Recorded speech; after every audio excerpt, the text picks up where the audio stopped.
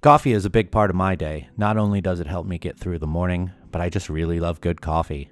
Trade is a subscription service that brings great coffee from indie roasters all over the country right to your door. Tell Trade what you like typically. Single origins, blends, dark or light roasts, or even how you make your coffee, and they'll recommend the right beans for you. Or you can choose from over 450 different coffees and build your own queue. Then you select how often you'd like your coffee delivered, whether that be 7 days, 10 days, 14 days. Shipping's always free. If you find that you have too many beans and you need to skip a delivery, you can do that. Running out sooner than you think and need an order sooner, you can do that as well. No charge. I've done it myself a couple times. It's great to know that I have that flexibility. Go to unitedwedrink.com/trade and get started with Trade and enjoy 30% off your first month. That's unitedwedrink.com/trade.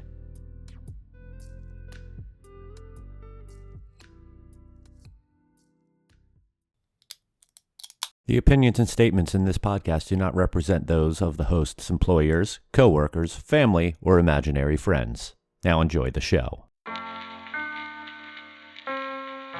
Happy hour, more like amateur hour. Welcome to United We Drink.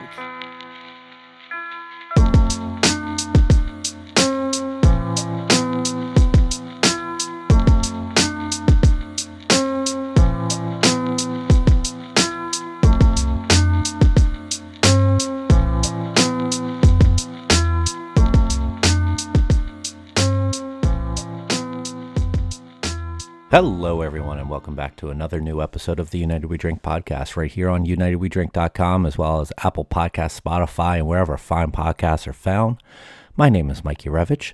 I'm here alone because it's one of the opening monologues for a guest episode. Yes, it is. It's a long time coming, too. We have tried to have our guest on the show. This is now our third attempt at having him on this year, and we finally got it. We're joined by our friend Tom Barris. If you have been a long-time listener of this show, and I mean going back to the original run of this show back in the late 2000s, early 2010s, you probably know Tom. He had been on the show. He had been a recurring mention on the show, and Kevin and I have known Tom for a very, very long time, and he is someone that we've wanted to have on, like I said, now for a while. We originally tried to have him on in February, and it didn't work out. We tried to have him on a couple months ago, and something happened at his house, right before we were going to record, and he couldn't make it. So it's a pleasure to finally have him on. Tom works for Global Beer, an importer of many European brands you probably know and love, and we're going to talk about that. But he's had quite an awesome journey in the beer world, including working for local breweries, working for an import supplier, and now working for an importer of different suppliers. So he's got a great story. He's one of the funniest, wittiest people that I know in the entire world. So let's not waste any more time listening to me babble on about him. So let's get into our conversation with Tom Barris.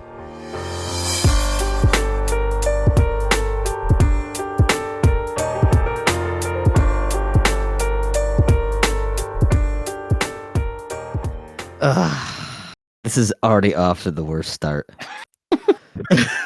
Or the best. I got stuck in the settings. Okay. Hi. Resident cynic Tim Johnson. All right, go ahead. Sorry. Oh, who could be the worst cynic of this group? Worst or best? Is that? Oh, yeah. I guess being worst is more cynical, right? Epic combat. I'm a little too cynical about that answer, actually. I don't even think we're all supposed to be alive right now anyway, so that's fine. Hey, everybody. Hi, Tom. How you doing? No How's answer? Hi. So this episode is at least 8 months in the making.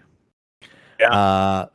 Because the email says that we attempted to record this the first time February 26th, and here we are November 5th, the year of somebody's Lord 2025. We all got a little busy. I mean, you guys were really tough to nail down with all your schedule stuff. It's what we're known for. That this is a really difficult show to land on. It We fill had up quick. Yeah. like Mumdani tried to get on this show, and we were like, we just don't have room for you, man. You bumped him down. Wow. Okay. Got a bump. Yeah, we had to bump for him. you, finally for you, Tom. So Mike, I know that one of the things about having guests on is you always do kind of a rundown of who this person is beforehand. But I do want to mention is that I have been wanting to get Tom on the show forever because, first of all, he's one of my favorite human beings. And I do not say that in a cynical way. Huh. And he's somebody that, Mike, you and I have known for a very, very long time, even though Tom's lived in Tampa for, how long you lived in Tampa now, Tom? I don't know. A while. I would go. I mean, 15, 10 years, 10 plus years. Yeah. I mean, it's got to be because you were living out of this area when I met my wife. I'm pretty sure. 15 years. 15 Yeah, years in Tampa. I just realized it's 2025 and where we are. I thought we were all just hanging out back together. It took me a second, real quick. You thought we were all at Coffee District having a beer. And you're like, it's been like 5. I don't know. Monday. Yeah, it's fine. Yeah. Monday bottle share. But Tom has, I met Tom when he wasn't even in the beer industry. I wasn't even in the beer industry, I don't think yet. And he was one of this very tight knit crew that we used to get together with. And Phil Palmisano was part of that crew. I mean, Blake Panicella was in there. I mean, just tons of people we used to hang out with and drink beer, specifically at Coffee District, but at the Lodge and Funky Buddha. Yeah, the Lodge. Funky Buddha when they had hookah. Yeah, before. Yeah. Before all that stuff. So, and you just have a wealth of experience, and you've been, I mean, really around in the industry. You've done so many different things, worked for many different companies, some of them, successfully, I would say. And I just think your knowledge and just your perspective on some of these things is going to be really interesting. Oh, thank you for that lead in and build. That's great. Yeah. Now I'm going to watch you I've been wanting to be on this for months, and I'm pumped to just hang out with you guys and Tim. Like, this is great. So what's funny is the original incarnation of this show, Tom was on that show as a guest before, and had a long running feud with another guest of the show, Sean Norquist, friend of the show, Sean Norquist, about who was truly the best guest of all time on that original incarnation of the show. Have you had him back on at all? He has been on this incarnation, but not when these two were hosts of it. Phil and Joel were. Which incarnation is that? Because I feel like this is just more of a reimagining. Yeah. Well, that is true. Joel. Mike is the only steady person. He's the only through line of United We Drink from the very beginning. Which calling Mike steady is a pretty generous compliment in the first place. Mike's the rock. He's the glue. He's the glue to the show. At some point, Mike will get rid of Tim and I, and maybe you'll be the next person, Tom, that comes in every Wednesday night and records with him. I got this whole the end of time. I know how it works now. I'm like a pro. So yeah. Good. He has a microphone. He has headphones, and a voice. That's hard, really guys. All you need. He has a voice for radio too. I mean, that's the elephant in the room. We got to get that out of the way. I mean, come on. Yeah, I could be on radio. If all this fails, I could go back to radio. I'm saying you have a voice for radio. Tom has a good voice. Thank you. No, I wasn't. Yeah. Okay. Anyway, I'm done fawning over Tom. Tom, what are you drinking tonight? Oh, I'm having a Chimay Premier out of a can. Look at this, Chimay in a can. 2025. Who'd have thunk? Gotten with the Bill time. McPhee is crying. With the Chimay sign in the background, literally. Yeah. I'm telling you, this is just my normal wall. It has nothing to do with, anything. Look at that. Look at the Lowenbrow. What about the Lowenbrow? Come on. That's classic. Look over there. Look at the Key West. There's some treasures here. You gotta look in there. Yeah. And an Orvalde one. Yeah. That one's front and center. That's lots of Easter eggs for the audio podcast. I think that's a very important thing to point out. No one can see us, but let's talk look at that dude's hair. I wore clothes for this. Which I'm impressed. Most of our guests don't.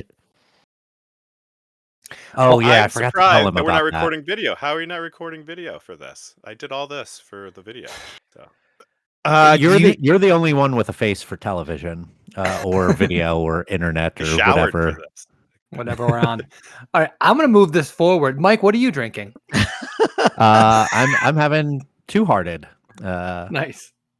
So some freshy cans, or at least what I would consider fresh. I don't know. They do Best Buy on their cans, and it's oh no, they have no. That's Best Buy. It's January, so pretty fresh, I would assume. And then I have some 6 Point Crisp to back it up. Oh, beautiful. Great We beer. talked about 6 Point a few episodes ago, and then I saw the variety pack recently. I'm like, well, I guess I got to pick that up. Tim, what about you? I am drinking One Trick Ponies, a collab between Black Stack and Double Elbow. Double Elbow is the new project of the former Fair State head brewer. His logo is literally two tri-clamp, 1.5 inch elbows, which is awesome. I don't know that type of elbows. Yeah, I don't know the whole story behind One Trick Ponies, but it does.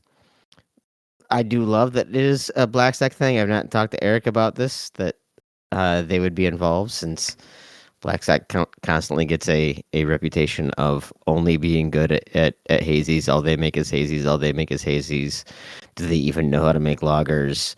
By all the stupid Reddit dorks that don't actually pay attention to a goddamn thing, and Black Stack literally just won a GABF medal for their French Pilsner, which I don't know if you guys know this, not a hazy IPA. So Blowing my mind right now. So maybe, just maybe, everyone on Reddit is the dumbest person you know. It's possible. Except for me. Because I am on Reddit, and I'm not the dumbest person I know. Second dumbest. Kevin, what about you? Kevin, what are you drinking?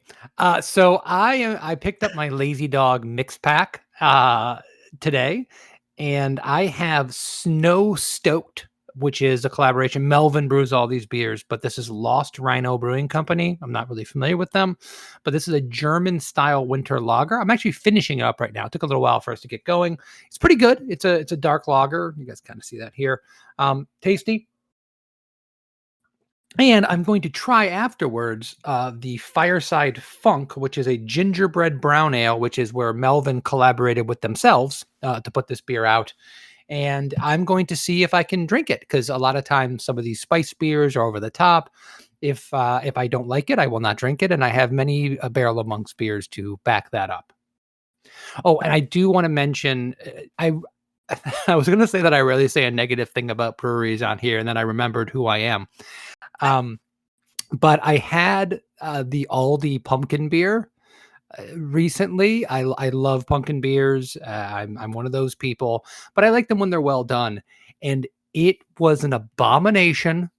I was very close to grabbing a crowbar and then going into Aldi to smash all the remaining bottles so that nobody has to suffer those beers ever again. It was just overspiced, sweet, bad beer.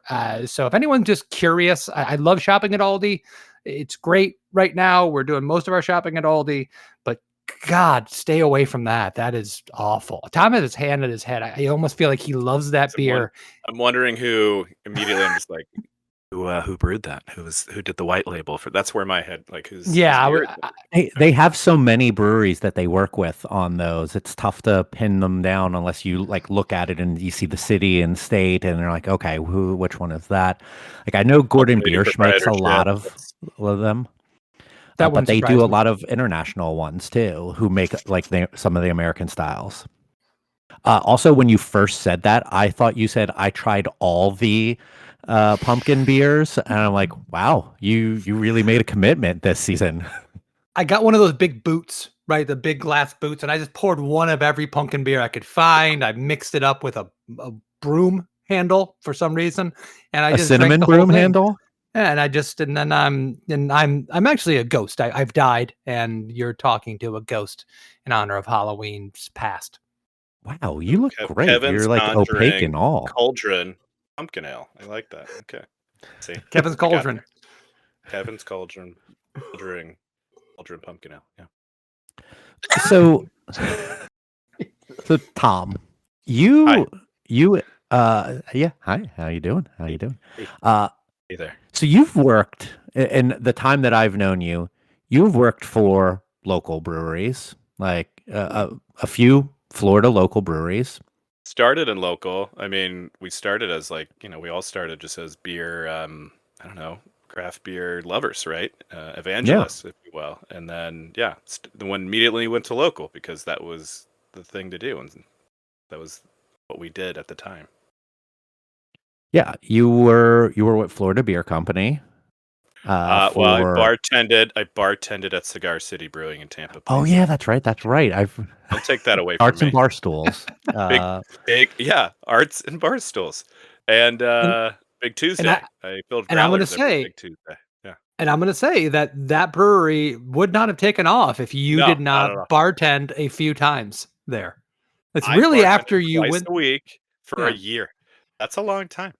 Yeah, and that's when they took off. that exploded because of that. My handwriting on the chalkboard, me giving people sample trays and dropping them on the ground, and then also talking to 4 people at the bar and ignoring the other 25. It's an art. It takes a lot of skill, and I learned a lot. So many bartenders at hype breweries have taken after you. You set an They example. know that Yeah. is the Tom Barris handbook of bartending. And let me, I was about to say, let me make this clear. That is just how I bartend. Has nothing to do where I'm bartending. That is just my bartending prowess, and that's just how I like to treat the guests. That's make you feel special and also ignore you at the same time.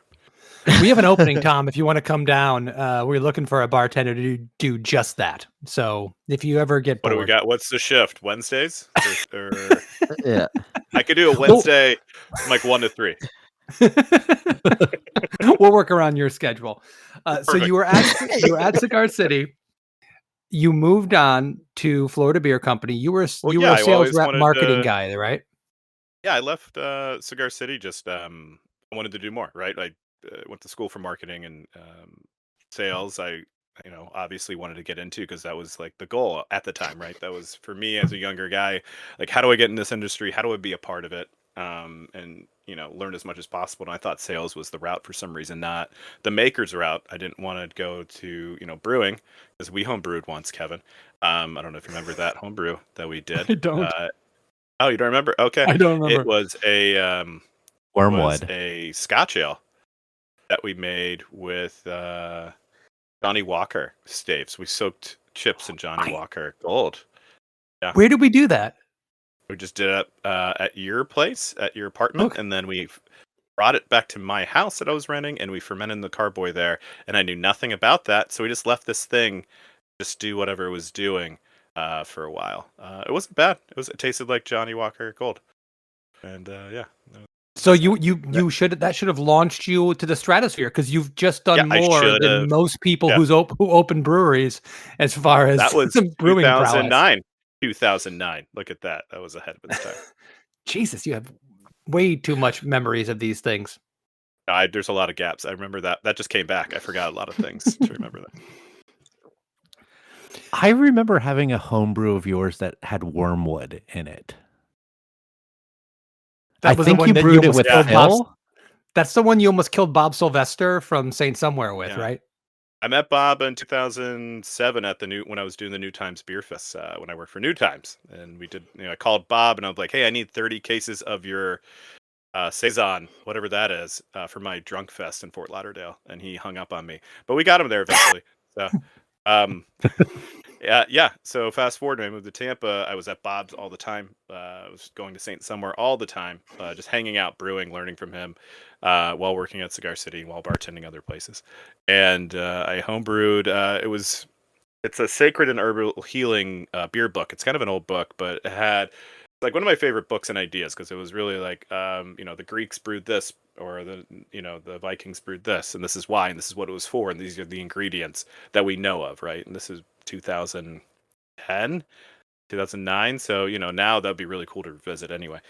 So I brewed it. It was a 5-gallon recipe. I brewed it in a 2-gallon batch, but I used the same amount of wormwood for 5 gallons. That's something you shouldn't do, folks.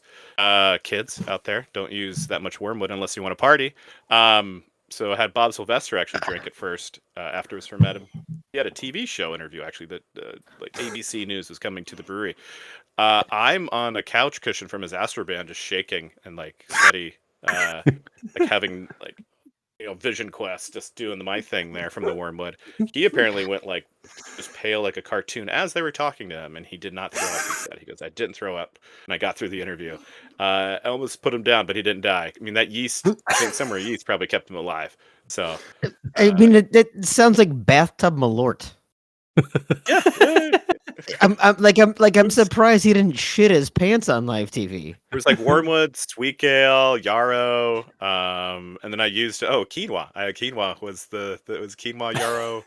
Yeah, because I'm an asshole. So The secret ingredient was salt. So this was the reason you did not want to go into the brewing aspect of things, because you almost killed one of the godfathers of beer and craft beer and stuff like that. I have to ask Tim, are you familiar at all with Saint Somewhere? Have you ever heard of them? I've heard of Saint Somewhere. I've never had any of their stuff, but yes, I've. They were brewing beer in Florida. Bob was brewing beer in Florida when nobody was brewing beer commercially. Out of this, I mean, essentially, a roll-up door storage unit. And it was all wild yeast. It was a storage unit, wasn't it? It was like a big storage. That's all. Wow, yeah. And it was really good just stuff. Violating his leased U-Haul. I mean, it wasn't quite that, but no, it was a great spot, and it was hit or miss. Like it was either the best saison you've had in the U.S. or sometimes undrinkable. And the first Funky Buddha collaboration ever was with Bob. We did a beer with him. I hadn't thought about that story with Tom in a very, very long time. So you were dabbling in brewing. You knew you wanted to get in marketing and sales. I mean, Florida Beer Company, dabbling, right? Dabbling in murder and and poisoning. Potions. Yeah, he's an alchemist. Yeah, and then you got the job of Florida Beer. Got the job of Florida Beer. You wanted to be in marketing and sales, and that was the whole impetus of what Mike was getting at, and really what I wanted to talk to you about was like the transition between being I knew you before all this, but when you were working at Florida Beer Company, you came up with the Meet the Locals campaign, where you were pushing the local aspect of beer for all the beers that Florida Beer Company was doing. You then went on to Barley Mow, and you were a part owner there of a local brewery that was pushing the local thing. You were Mr. Local. You were the guy who, I mean, even Brown Distributing kind of stole your campaign, in my opinion, when they did the Drink Like a Local campaign. Oh, don't let Ian hear you say that. Ian I don't think he listens to the show, so we're going to be fine. Okay. But you were the big local guy, and lo and behold, down the line, you were representing beers that are almost as far away from local to where you live as possible. I mean, what do you want to talk about that transition, or what? Yeah. And what of what I said? What do you want to touch base on there? Well, Florida. let me. Also, that's what happens when you break my heart. I go far away and I travel. Anyway, no. I still love local. No, local to me, like Florida Beer Company was this hodgepodge of, I'll say it, 90s microbreweries. So that's what it was. It took over Hurricane Reef. It took over Ebor Gold. It took over Key West, and they were brewing it all out of Melbourne, Florida, and this like Frankenstein brewery, but they had Jack Owen, one of the first graduates of UC Davis Berkeley out of California. He was like one of the main head brewers, and he was at the end of his career kind of around that time when I joined. So that brewery to me was like I got to have all the keys to the castle in that moment. Like I had really good mentors there at that company from all aspects of the beer industry that happened just to be there at that time, right? Some old AB executives, some people that worked at import, Jack Owen, that was this brewer. I got to do firkins. I got to make recipes. I got to touch branding that was going into grocery stores, regional chains, Disney, Universal. That's insane. Like that to me, I can't believe they even let me do that, which is absurd. But I also proved myself. I went for it, right? I think all four of us, anything we've done in this industry was us going for it. Like it clicked, right? Local clicked with all of us and it made sense. And this is what we wanted to do. Am I correct with that, at least for a second there? Yeah. I mean, I agree. Like I'm I preaching a agree little with bit. that. But yeah, no, that's why I went for it. And then Meet the Locals was a campaign where Ewan Middlebrooks, he was the marketing director there. And we were just looking at everything. We had this like a massive dry erase whiteboard, old school like war room, and we had all ideas like written on it, like all the brand extensions, like lines. And then it just kind of hit one day. It's like, oh, we can wrap all this together and call it Meet the Locals and combine all these old Florida brands, package it really well, market it really well, and push it out.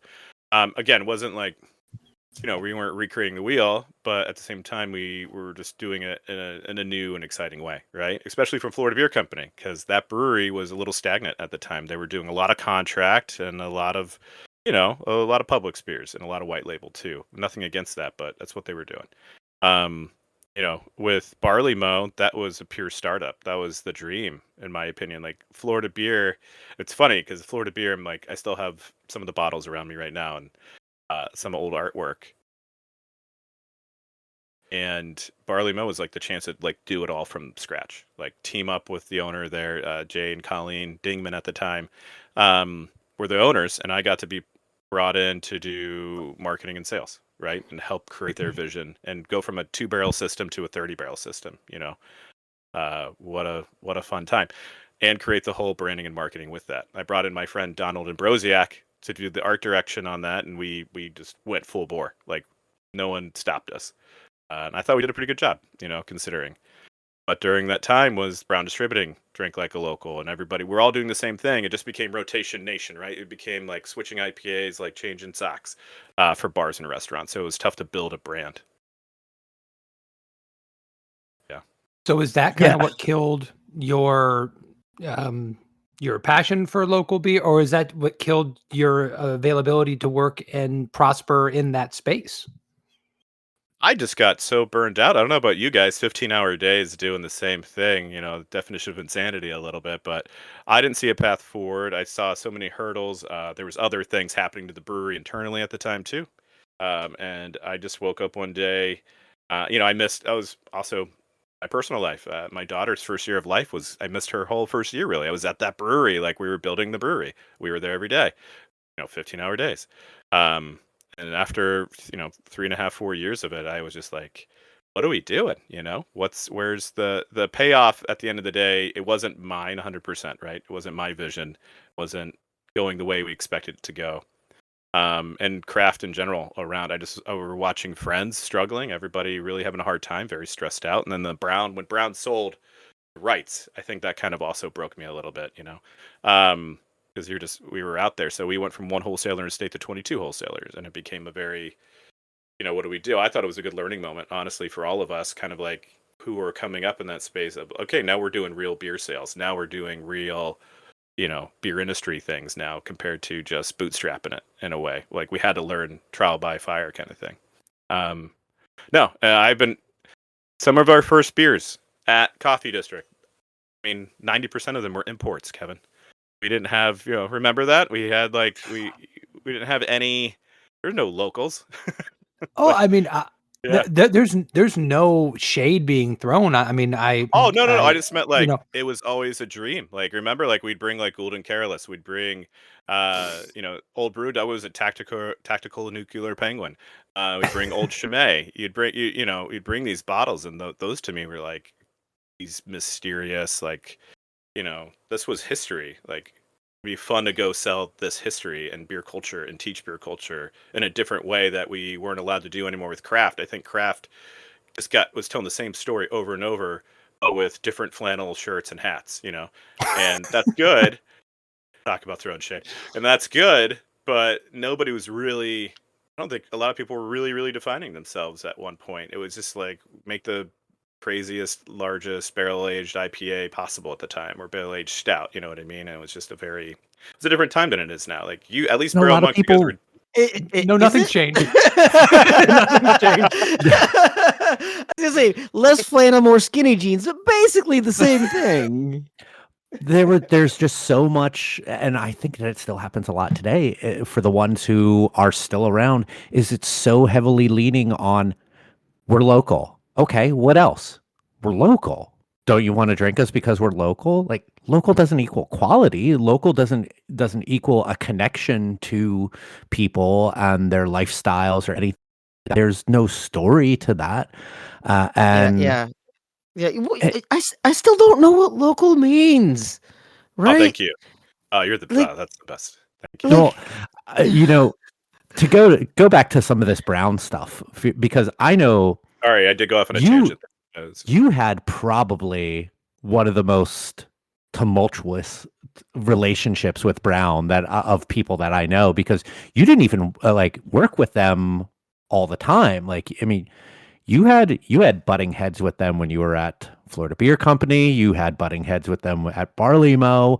You were one of those people who was always arguing about what's local and what you're a West Palm Beach based distributor. How is Cigar City local here? I mean, the whole meet the locals. Like, I witnessed a very heated discussion with you and someone from Brown at a motel in Key Largo. Okay. over a lot of stuff like this, and I like that story. I mean, your passion for this industry and your knowledge and just asking the right questions was always something that I admired in you. Like, Thank you. Yeah, like what makes this local? And like, yeah, you're right in questioning that. And because they have a campaign that says drink like a local and you have meet the locals and like, dude, I always loved how you just went at them sometimes. And I can say that because they don't exist anymore. But man, we went through that consolidation when I was at the previous brewery. But holy shit, I always loved how fiery you were with them. And at the previous brewery, you guys had, I mean, I would say kind of the same thing from that owner. Yeah, he just did it in a more diplomatic way, probably, I would say. I don't know. I don't think diplomatic could ever be used as a word to describe the person we're talking about. I think we're talking about the same person. Well, the thing is, like, I feel like you are certainly more diplomatic at start, but if you feel like you're being disrespected, you heat up pretty quickly, or maybe not quickly, but you. I'll blow my top, and I don't mean to. It's something I'm older now. I don't do as much. I think when I was younger and cocky, but it was also like nobody's remembering when you would bring back a trailer at like 2 a.m. from a beer fest. You know what I mean? Nobody's remembering the long brew days that you used to have and still have.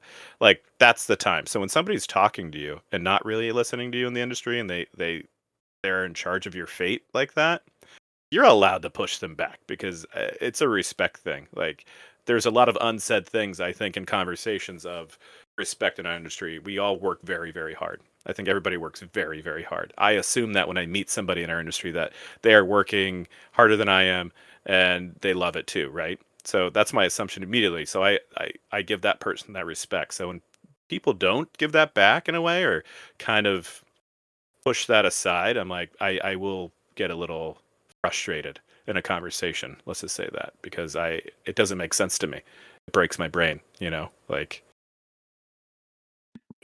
Yeah, that's still one of my favorite moments of all time, and especially because those are you and the other person are people who I do genuinely like, and like seeing two people like that argue isn't always fun. But I was like, Tom is bringing it. He's bringing the facts, and like that's just the way it is, man.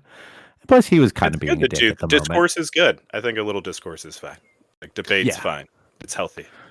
So I wanted to mention. I'm sorry, Mike. You can No, I just wanted to move on to something else. So if you have something in there, go. No, honestly, Tim made that comment that kind of sparked off the entire idea. Like, we've talked about what does local mean? Does local matter? And it seemed like, Tim, you had something that I don't know if you had anything to follow up with that, because you were the one that made that comment, and and Tom had this amen moment. I just wanted to make sure we didn't step on what you were going to say. Oh, no. I mean, I feel like local is maybe the most abused term in craft beer. Because what is local? Is local locally owned? Is it locally operated? Is it locally sourced? Is it like what is like? There's not local. You guys aren't using local Florida barley in any beers, right? There are so many local breweries that the ownership spends more of their time out of state or whatever. Meanwhile, there might be a brewery that is owned by someone out of state who employs way more local, uses more local ingredients, cares more about the community. Like local to me is one of the easiest things to fake, and easiest things to abuse. And to Mike's point, it certainly doesn't mean quality, right?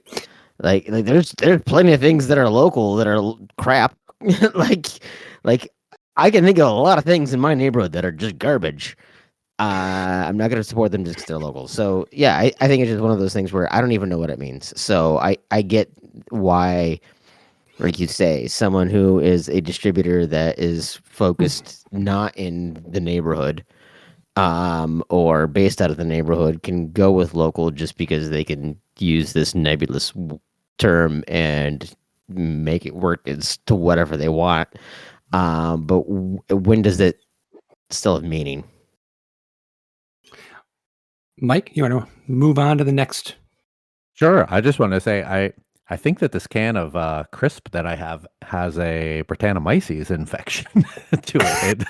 I opened it up. I don't know if you saw, like I opened it up and it just started to overflow, and I was like, oh, and it has a little tinge of funk going on. Well, I'm willing to bet that is a locally found yeast. So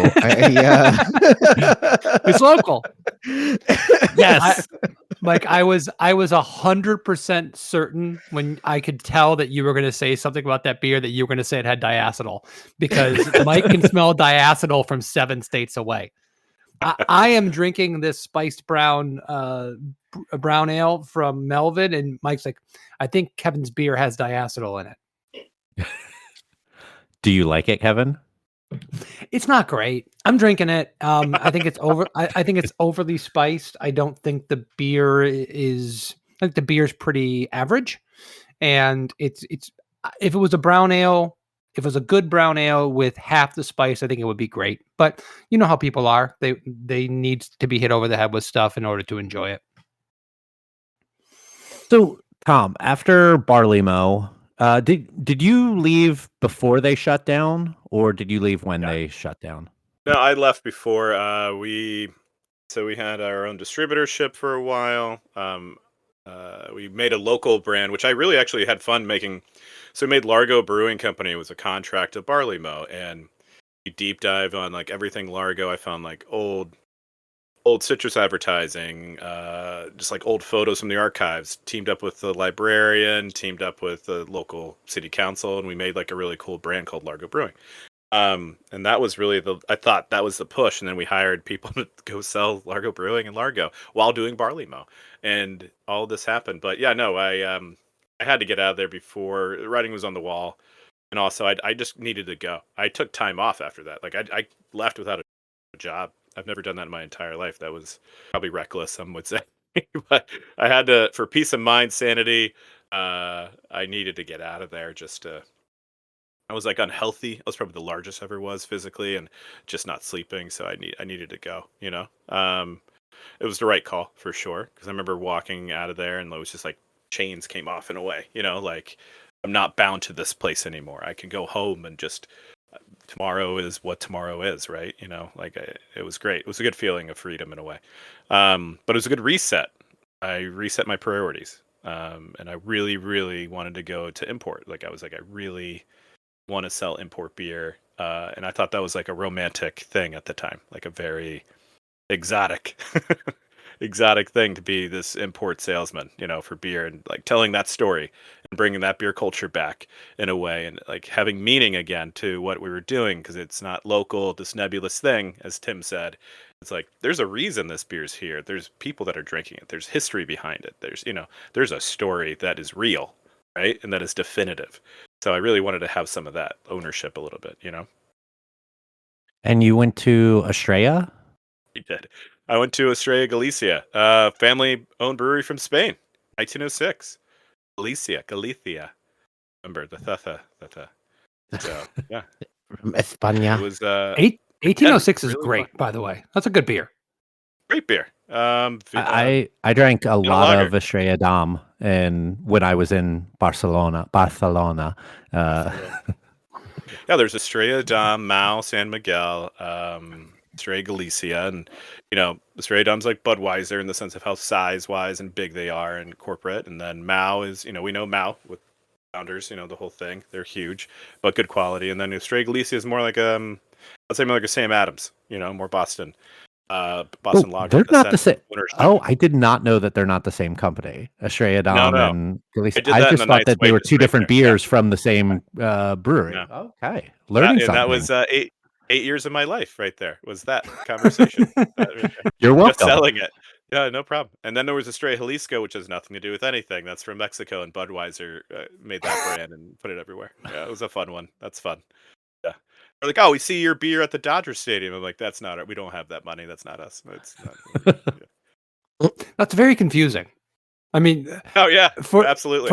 For the people who for years have told me, "Oh, I support your beer," and they just support some random beer with the name Monk in it, and they're like, "Look, my beer! I'm supporting your beer." It's like, no, that's just a picture of a monk. That's actually the TV show Monk.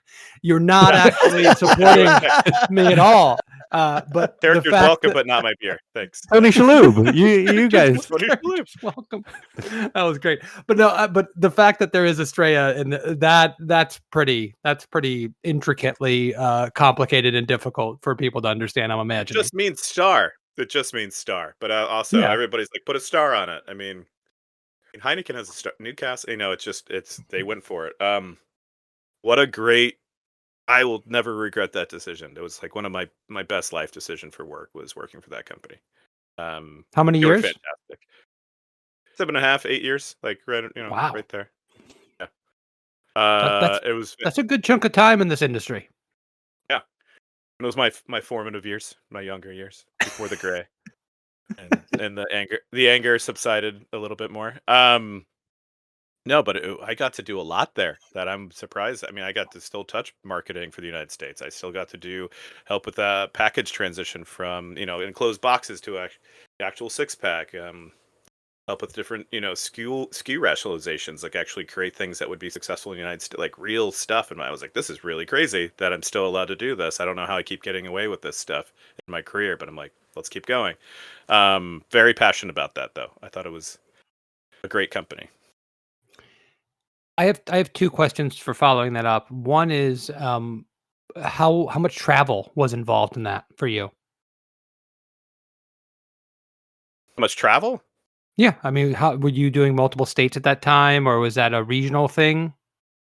I went from Florida state manager, and then kind of transitioned into I'm running 10-ish states, and then interim U.S. director with my buddy up in New York, my colleague at the time. So we something happened, so we ended up running the whole country and just picking up pieces and calling people and travel. Like I was selling beer in Chicago, I was selling beer in Seattle, I was selling beer Texas, and then Texas actually the last couple of years was one of my major markets. I was out there constantly. So Florida, Texas, back and forth. So it was crazy, and there was only 3 of us selling and U.S. director. That seems insane to me when you look at how big that brand. I know it's not massive as far as distribution in the U.S., but it seems like a massive brand at the same time. To have a small amount of people covering that amount of territory seems That's pretty what nuts. we said all the time. It was really funny. You were like on our team calls. I was like, hey, you know what we need? This is more people.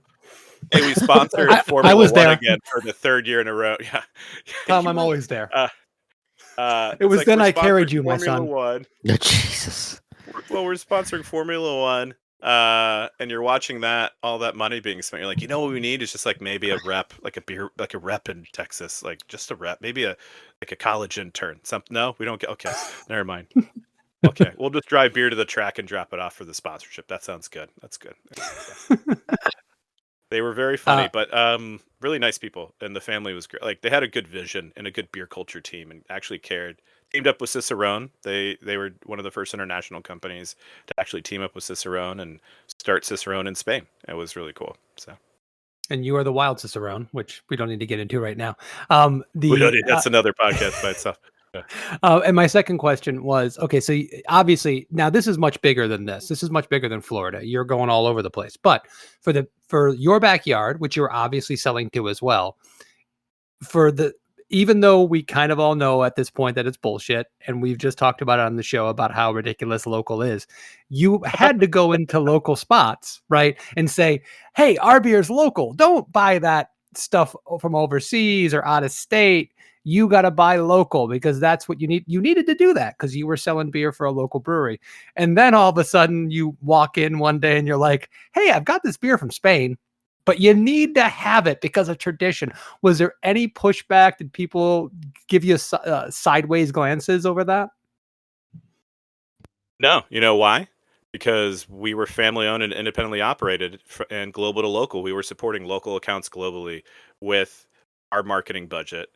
And I could support your account, your restaurant, and you can also have local beer on, and I would support local beer at the same time.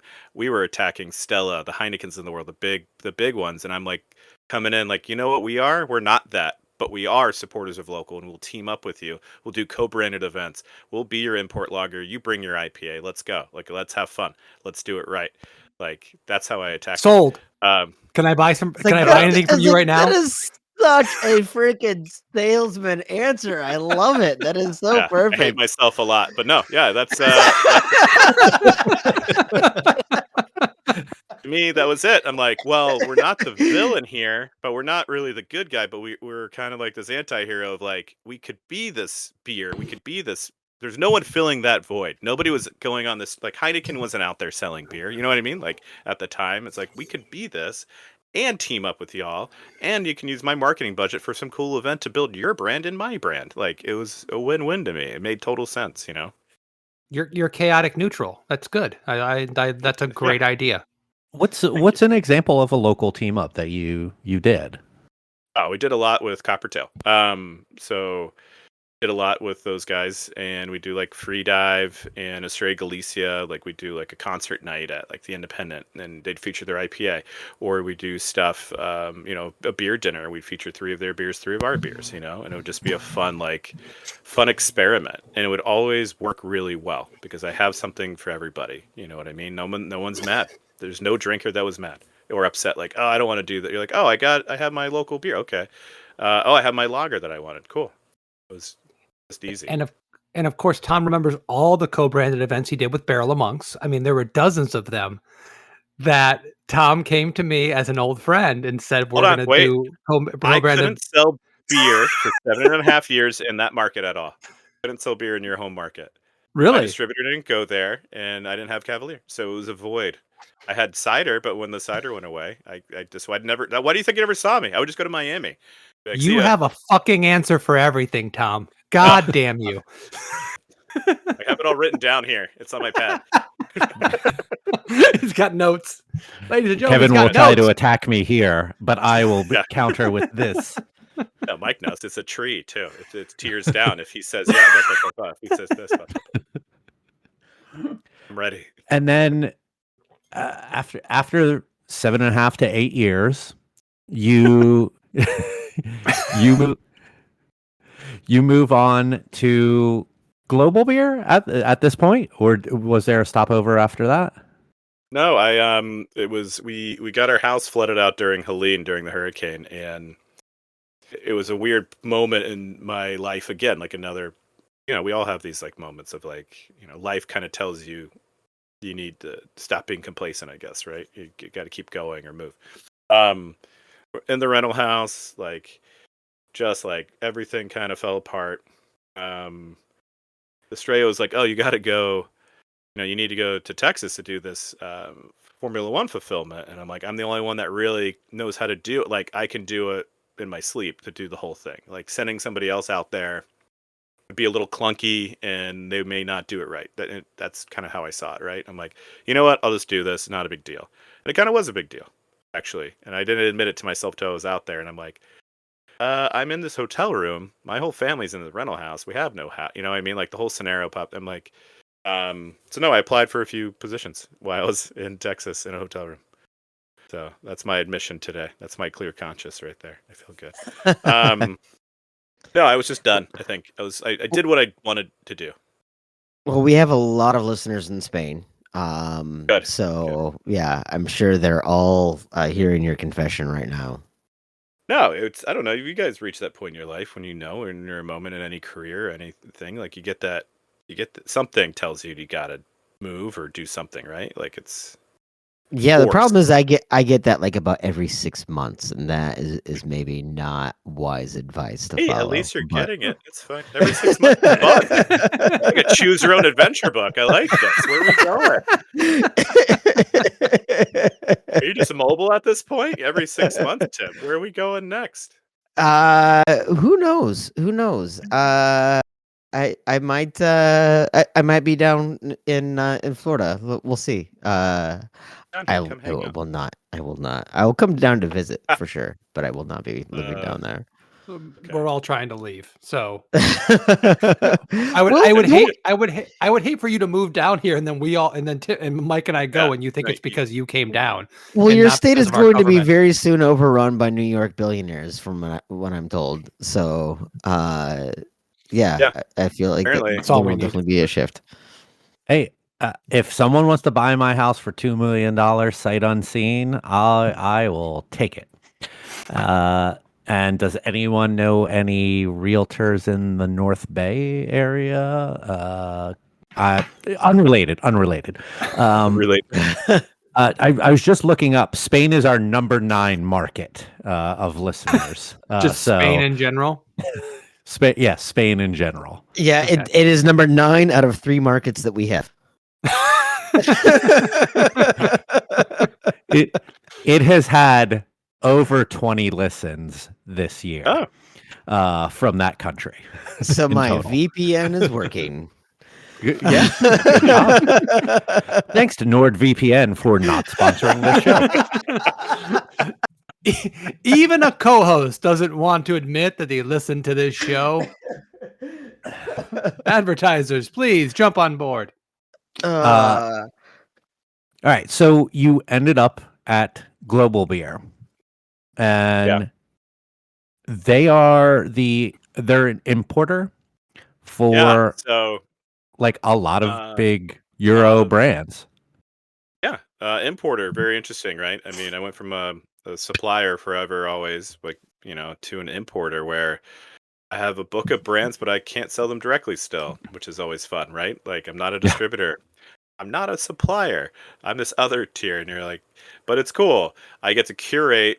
I'm like in a moment in time for some of these brands, I get the touch. Like I get to sell Chimay in a moment in time right now and be a part of that. And it will be here way after me. It was here way before me. And I think that's kind of romantic in a way, right? Like same with like Schneider Weiss,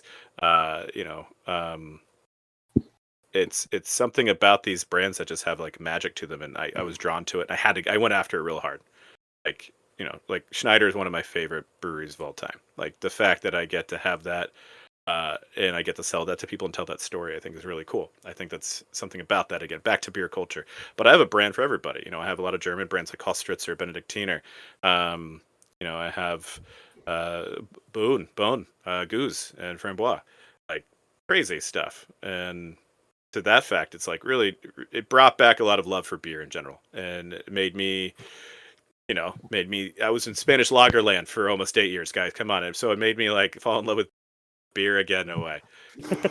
Like it's been really nice, really challenging. Absolutely. Especially now with all the tariffs, it's been really fun. Glad I chose this job when all that happened. Those might be shot down soon. Yeah. Hey, Maybe. who knows? It could be. Yeah, we'll see. I don't know. But this is such a killer portfolio. Like, I mean, there's so much different stuff from some of the like you just were going down those names. Like you didn't even say Stiegel in that, and like that's a huge name. I had my brain And shut off and I forgot. I mean, Stiegel's one of my favorite beers of all time, and I didn't even say it. Yeah, no, Stiegel Radler. Roger Thompson used to sell that when we were at Key West Brewfest. You guys now remember that? Roger on I the beach. remember Roger. Yeah. Yeah. The Galentz I family mean that imported it. It was everywhere. What a beer. there probably wouldn't be an American brewery making Radlers if it wasn't for them. No, not Like at all. And now it's a weird time of like RTDs, and we have Radlers, and I think the selling point used to be, oh, you can make cocktails with it, right? It's so low ABV, but you can mix it. And now it's no and low, so it's like, no, this is low ABV, so this is great. This fits your lifestyle, and it's having another life on its own, and people are coming towards it from the RTD world, and it's really interesting to watch because it's happening right now in real time. That's like a thing. It's only a couple months old, right? And you're starting to see the numbers go back up and people like gravitate towards it. And you're like, why is this happening? This is interesting. Like, yeah. Again, power of these brands sometimes. So Tom, you're talking about kind of like falling in love with beer again. And we had the pleasure of kind of falling in love with craft beer kind of together, right? Yeah, And absolutely. and really getting into, and you mentioned, all the Belgian beer styles and the German beer styles, and we quickly, I'll talk for myself, gravitated towards American over the top imperial stouts and IPAs and the IBU wars. We were right in that pocket of when those beers were so popular. And as a consumer and also as a brewery, navigated back towards the traditional styles. There's a difficulty for me as a person who makes triples and wit beers and things of that nature to tell that story and get people excited about a beer style that their grandfather liked. Right. And we can actually say that now because we're in the generation where it's like, oh, this is the old people beers. Right. I'm sure you have gotten pushback from that. You've demonstrated already on this show how cleverly you can pivot some of these ideas. If someone is going to tell you like, oh, Chimay, like, yeah, I know it's great and it is, but I can't sell it. Like, how do you pitch these legacy brands that are objectively better than 99.9% of all the beer produced in this country?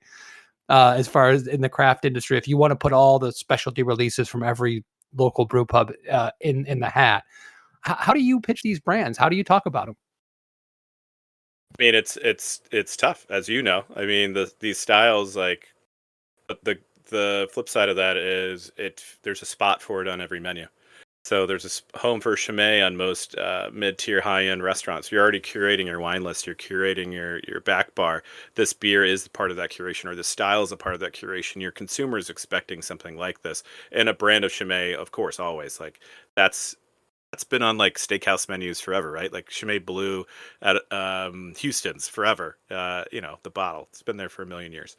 So it's rebuilding that idea and rebuilding that identity too, of saying like beer doesn't have to be Stella. It doesn't have to be these things. It doesn't have to be anything. And so we paint a picture and curate that menu. I always try to say like include locals for sure, but have Chimay on there because you could be a dive bar, you could be a high end bar. Somebody knows that brand and they're going to pull that brand and they're going to drink that beer because they're going to get excited about it because it's going to remind them of drinking with their grandfather. It's going to remind them of having a moment. For some reason, the Chimay moment is like a real thing, and it sounds like corny, but I've only been selling it for 9 months, and there's some magic to that brand, and it's inexplain. Like I can't explain it, but it just works like that. I mean, we were in Georgia selling beer at these great, Michelin restaurants, James Beard restaurants, and they were all like immediately like, "Oh yeah, Chimay, absolutely." We sampled them on it. They're like, everybody picked up something. And like that never happens. That's never happened. That's way too easy. I didn't sell it. The beer sold itself. You know what I mean? Like it was not me. I just happened to bring the cooler in there and open the bottle. That's all that was. I think there's something to be said for old world styles coming from the old world. You know what I mean? Like Like you get to tell the story of Chimay. Chimay comes with its own story. I guess is what I'm saying. 100%. Is And it's you know what I real. mean? And it's authentic, Authentic. right? And Yeah. it's not hey, we're a brewery started in 2015 doing these old styles. We are, you know. He even picked out the year my brewery started. I'm not saying that was intent, but man, did I fuck up? but the reality is there is a certain cachet just with that, right? Is that because it is old world and actually comes from the old world, and you didn't name it after a children's toy with linking plastic primates. Wait, was that intentional? What's happening here? But no, I think there's something that's kind of neat about that because not only do you get you know, this is the beer it's not just the beer style my grandpa drank, it's the beer experience my grandpa had. And one of the things that American breweries that are trying to do international styles always get, like, I remember we did a Kolsch at one of the breweries I was at, and there was one guy who was literally like he majored in German studies, and he got his master's degree in Germany, and he came back, you know, and he lived in the States, and he told us like this Kolsch tastes exactly like a Kolsch that I would have gotten over in Germany. And then, you know, all these other people were like, I was just over in Germany. This is nothing like a German Kolsch. Like Americans have like a stupid understanding of European history. Americans are dumb, I guess is what I'm saying. And so it's like it helps to have European styles that actually come from Europe, because it's kind of hard to say, well, that's not authentic when it's literally authentic. I think that's something that's kind of neat to be able to be in that, you know, as you if I can title this episode, think locally but drink globally. Uh approach to this. Is that approved, Tom? That's approved. I like that. That's a t-shirt all day. I like that. Well, I want to piggyback on what Tim just said, because I think what you said is brilliant in a way, is that it isn't about the style, it's about the nostalgia for the brand. And it does not have to be specifically for European brands or brands that are that old. Yeah. I was, as you guys know, I was back in Michigan seeing my dad very recently, and I really wanted to get a Stroh's. That was a Michigan beer, one of the first beers I ever stole from a cooler at my aunt's house when I was young. And not one of your sister's dad, one of Helen's. But anyway, sorry, I just wanted Tom, my dad's one of our only listeners. We all have to cater very specifically to him. But I get it. You know, I really wanted the Stroh's. I didn't want a macro lager. I can get that anywhere, right? But I wanted a Stroh's. I ended up not getting one because of the bars we went to didn't have it, and the only one I could find was in a 30 pack at Walmart, and I just wasn't willing to buy 30 beers and drink one of them.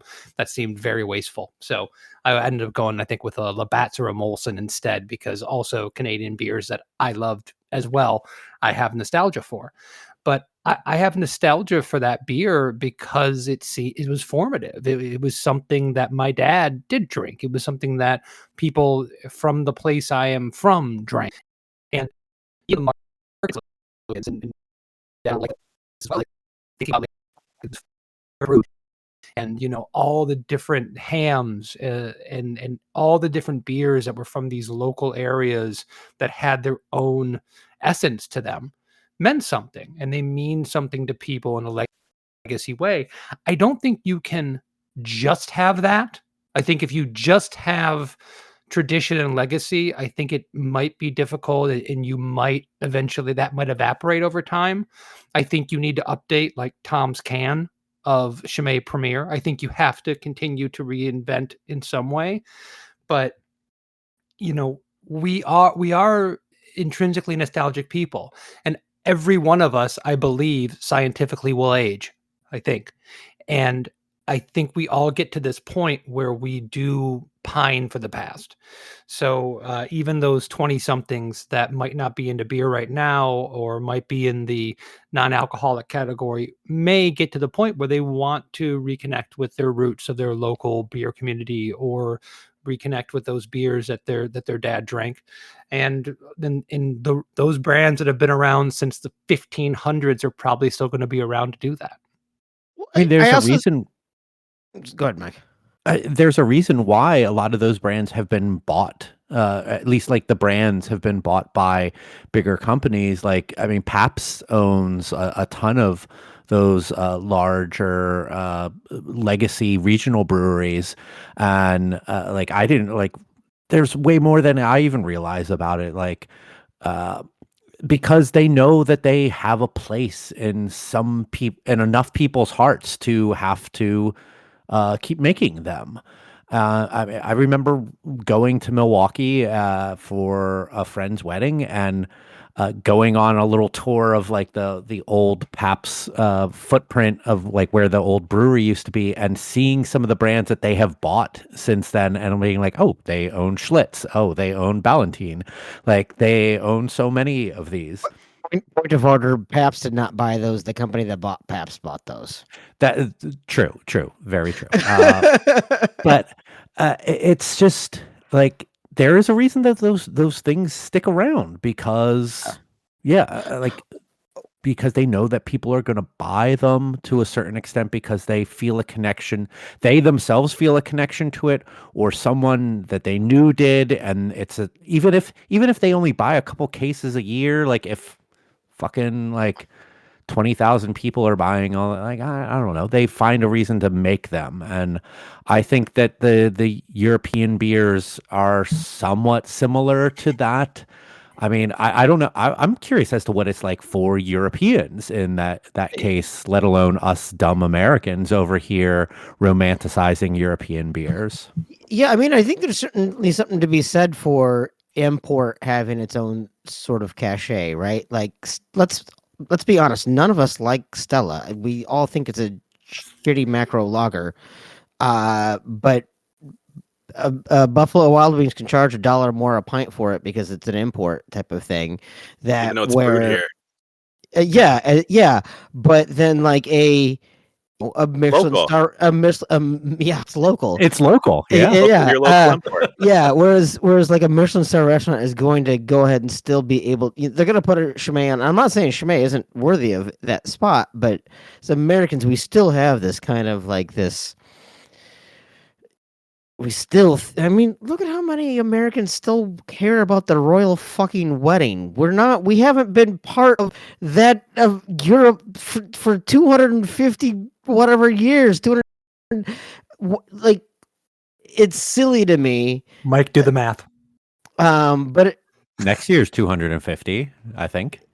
That was an easy one. Oh, yeah. Anyway, like, but there is certainly some of that, and so when you do have these legacy brands that have stood the test of time and can get by, there was once upon a time we all thought Heineken was kind of a big deal, then we kind of moved on, right? But there have been some of those that have been able to demonstrate and prove for the long term that they do make sense, and so it's not just nostalgia for the brand, right? But they're still making really, really, really good product, and I think that's something that is particularly special. That is a lot of fun because, it's one thing I always laugh about, right? Like the oldest building in Minneapolis is like 150 years old, right? It's like yesterday. It'd be like and then I was watching. Even alive then. Yeah, my daughter and I were watching some YouTube video of these people exploring old castles, and like, this isn't even that old. It's maybe only 300 years old. And I was like, that's older than like 95% of the buildings in the United States.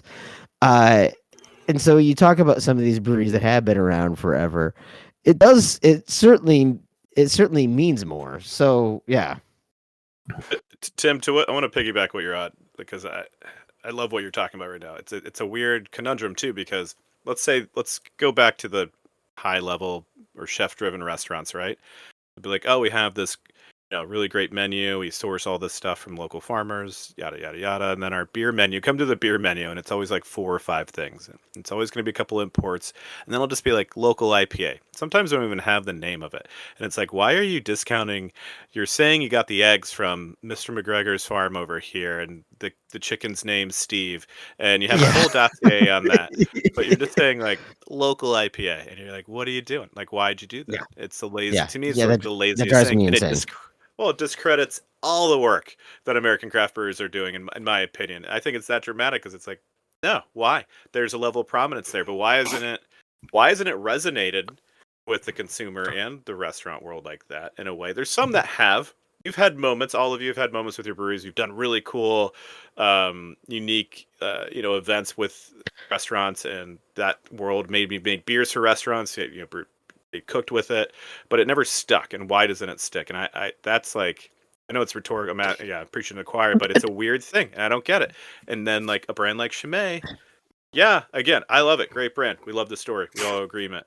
Why does that get away with it? What? Yeah, I mean, it's a fantastic world class beer, but there's a disconnect for some reason. Even though, 1862, but still. Sorry, Kevin. You got it? You're on it. No. I think what you're saying. I mean, we've talked about this before in the fact that we always talk about beer being like the poor man's luxury item, right? Like Sure. it is not something that we look at with reverence for the vast majority of people. Craft sales have not skyrocketed in Florida with all these local craft breweries, and not even talking about the local craft breweries, some of them which aren't very good, but even with like good, consistent beer being kicked out by people like Green Bench and Cigar City, like it hasn't upped the game really of craft beer and good beer in Florida at all in the last 20 years. And why is that? It's just because it doesn't resonate. The story of beer is so niche for whatever reason. And what you're talking about, Tom, yes, there's a very specific group of people that Chimay does resonate with, that St. Bernardus would resonate with, that Francis Connor and, Weinstefaner will resonate with. But I don't know if that's growing. I'm not giving you an answer. I'm just saying that it just seems to be this pocket of people, and it's almost a revolving door, like as the older folk style. Like it's like, okay, we have room for 7 more people that will care at all about this shit. Who wants to volunteer? And I'm like, oh, me, I'll care about this shit. And then, okay, I'm sorry, you guys have to go get into motorcycles or something. I don't know. I think that there's a regionality thing to it too, because this past summer when my wife and I were out in California for our vacation, we had our anniversary at the French Laundry, 3 Michelin star restaurant. Brag. It is a little bit, but so they give you the drink. They give you the drink menu that's on an iPad, and it's 100 pages of wine. 100 pages of wine. You're just going through. You get sake. There's a page of that. You get the beer. The beer menu is very nice, but still smaller than the sake menu. It's Cantillon bottles of like beautiful lambics and Russian River beers. Russian River is a brewery that has this history to it in Northern California, but no, all of California, all of the West Coast for that matter. Like there's something to that with building a curated beer menu off of probably one of the most amazing lambic breweries in the world and one of the most historic IPA and also American lambic, no one wants to call it American lambic, but one of the most American sour breweries who also makes great IPAs, who also makes one of the best pilsners in the world. Like it was really cool to see. We didn't drink beer, we drank wine, but like I saw a few people get Russian River beers in our room, and I'm like, oh, this is pretty cool. People came to have this amazing dinner, and they're drinking beer. They're drinking a beer that is local and also historic and amazing. Like, I don't know. I think there's something about people out in California, I guess, kind of get it a little bit more than Well, people in so Florida. to be fair, Russian River is in the heart of wine country. It was literally started by a wine Yes. country. It was Yeah. literally started by a wine country, and so it No, brings it in was its started by a wine own company. It or was company. Corbel. Yeah. No, by a and so- wine country, it was its own a company municipality. in wine France started them. in wine country started by a wine company. Yes. Anyway, but I do think again that goes to a certain cachet and is as Kevin alluded to earlier that it's the poor man's luxury, is that beer always tried to market itself as more accessible, and wine has never tried in America anyway. Has never You've tried said to market multiple itself. times on the show, Tim, that craft beer selling itself as an affordable luxury was one of the dumbest moves ever. Absolutely, 1,000%. Yeah. And what's so funny is because if you go over to Europe, right? And again, has to do with our stupid obsession with Europe. Wine isn't considered a luxury drink; it's an everyday drink. Beer isn't considered a luxury drink; it's an everyday drink. Like, it's so weird to me that, like, in Italy, wine country, they're having a craft beer revolution over the last 10 years, and they're doing it all with American beer styles. It's been actually a bunch of brewers that came over to America. They have some of the best IPAs in Italy right now. It makes no sense. There's also a big cask movement in Italy right now too, like Yeah. doing the real British ale beers. thing. Yeah. Yeah, but it's so funny to hear because like I can't wait for craft beer to have like its lobster moment, right? So lobster was a cheap, shitty, discarded meat. And suddenly, and somehow people were like, oh, but it's so difficult to cook right, and blah, blah, blah. And now it became this high end, high market luxury item that now the poors can't even get it. The but pores. but I got an idea. But it was literally a dumpster meat. You know what I mean? like people didn't want it. And like craft beer almost needs to have a lobster moment where it can make Okay. that switch. So Maine beer company needs to take Lunch IPA, slather it in mayo, and put it on a hoagie roll. Done. This is like our soup beer. Or pour a half gallon of butter into a glass, top it with some Pilsner. There we go. I smell it. Mike smells it. Yeah. Beautiful. But yeah, there it is so funny to me that we still treat wine and import beers like there's something special when in the country of origin, you know, they drink a beer with breakfast. They drink wine with a PB&J. Like it's just not the same type of well, we did it to ourselves. I mean, the wine marketing that occurred in the United States is, we watched it happen. It was before our lifetime, but we watched it in our lifetime. I mean, look at the California wines that we were inundated with. Like, that shouldn't have been, right? That shouldn't have been put on a pedestal the way they were at all, by any means. It's just mega purple sugar water at the end of the day, right? Just like not even wine. Yeah. And it's still like, oh, you're paying a premium for that. And then we killed our own beer industry, and in the 70s and the 80s with the lightest. They put talcum powder in beer to get it sustained foam. You know what I mean? Like, we killed the idea of beer. We ruined it in the United States. Craft beer tried to bring it back, but it was always that in the background of people like, oh, beer's cheap. Beer should be cheap. Beer should be. It tastes like this out of a can. That whole thing. We're still fighting that. People think cans are still bad. They still think, oh, I could taste the can. You're like, you haven't tasted the can in like 40 years, and you weren't even alive at that. It's like, what are you talking about? It's like, I do want to ask you about the canned Belgian beers, sure. because I like that is an interesting dynamic of old world, new world. Like, here's an old world beer, like old world company coming into the new world, deciding to put maybe some of their brands into cans. Like, I've had some of the St. Bernardus's beers in cans, like the Wit, and I had the Christmas beer in can last year. Sure. They taste about the same as what I recall. The carbonation level's not the same. What has been your response to some of these beers in cans, especially like the Chimay, which is like such a surprise. It's such a beautiful looking can, but it was a surprising one to me to see them going to cans.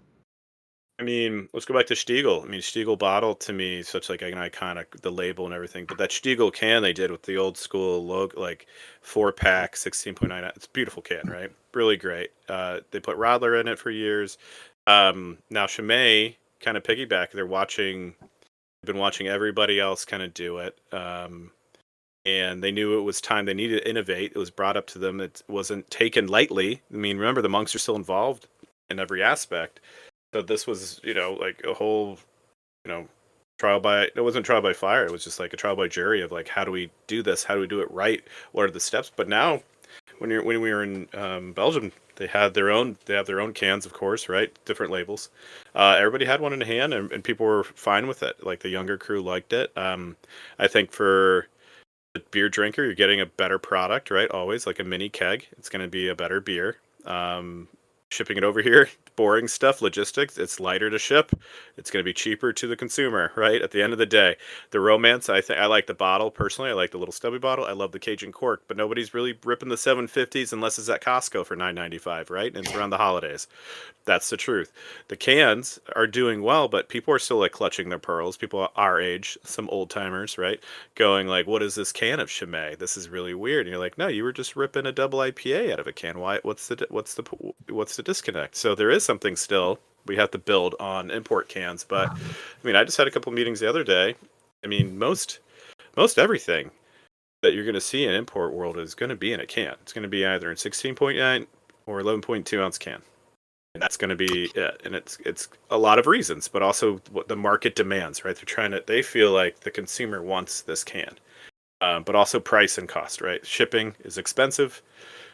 We can keep costs low. Aluminum forever recyclable too, as well. There's just a lot of cost of goods that play into this too that keep costs down. But yeah. I mean, I agree. By the way, I'm going to counter in a small way, but I do agree with everything you've said. We've moved to cans, and I'm struggling with it. I have a handful of accounts that we lost that were they were great volume accounts for us, and they will not touch us now because we have cans. And why? like you What said, did they say? What was the they reason? don't taste right. They don't look right. It doesn't fit our brand and our image, right? But Those you're are the things we pouring get the the beer most. into a glass at those places, right? Yeah, of I course. know. But I'm arguing with. I'm like getting mad for you to get. yeah, Let's go Yeah. talk to them. We're gonna go yeah. fucking talk to these guys. we'll get them on the show, and Yeah. we'll make this happen. But but I will say this with Belgian beer specifically, in certain kinds of Belgian beer, Trappist styles as well, more specifically, carbonation is part of the mouthfeel. It's part Yes. of the ageability, and you do lose that. I mean, I'm giving you a little. I mean, Tom, please counteract what I'm saying here in a second. But from my perspective, and I think it's really important, maybe a little preview for my last call here, is that it doesn't have to be all or nothing. It doesn't have to be perfectly every aspect of this is 100% better. It has to be most of it's better, and maybe you make a small concession, but that small concession is worth it, right? There's partial can conditioning that will give you a little bit better mouthfeel. You can get up to, from what I understand, somewhere near 2.8 to 3 volumes of CO2 if you do partial can conditioning. Tim, give me a second. Yeah. And you can get there, but you might not be able to. And I hope to be contradicted by this. I certainly can't do it. And maybe it's just my jealousy of not being a good enough and technologically advanced brewery. But I don't know that you can get that 3.5 to 4 volumes of CO2, make it shelf stable and ageable in the same way you can do with a bottle. And that's where my only there's a small concession, but it's worth it. So aluminum Tim or aluminum Tom, cans have a higher carbonation threshold than glass bottles. That is just science. Aluminum cans with a double seamed. It's a double seam, not a single seam that a bottle with a cork and cage or a bottle with a cap would have. It's a double seam. They have a higher threshold. There are breweries that are getting 3.5 and over in cans.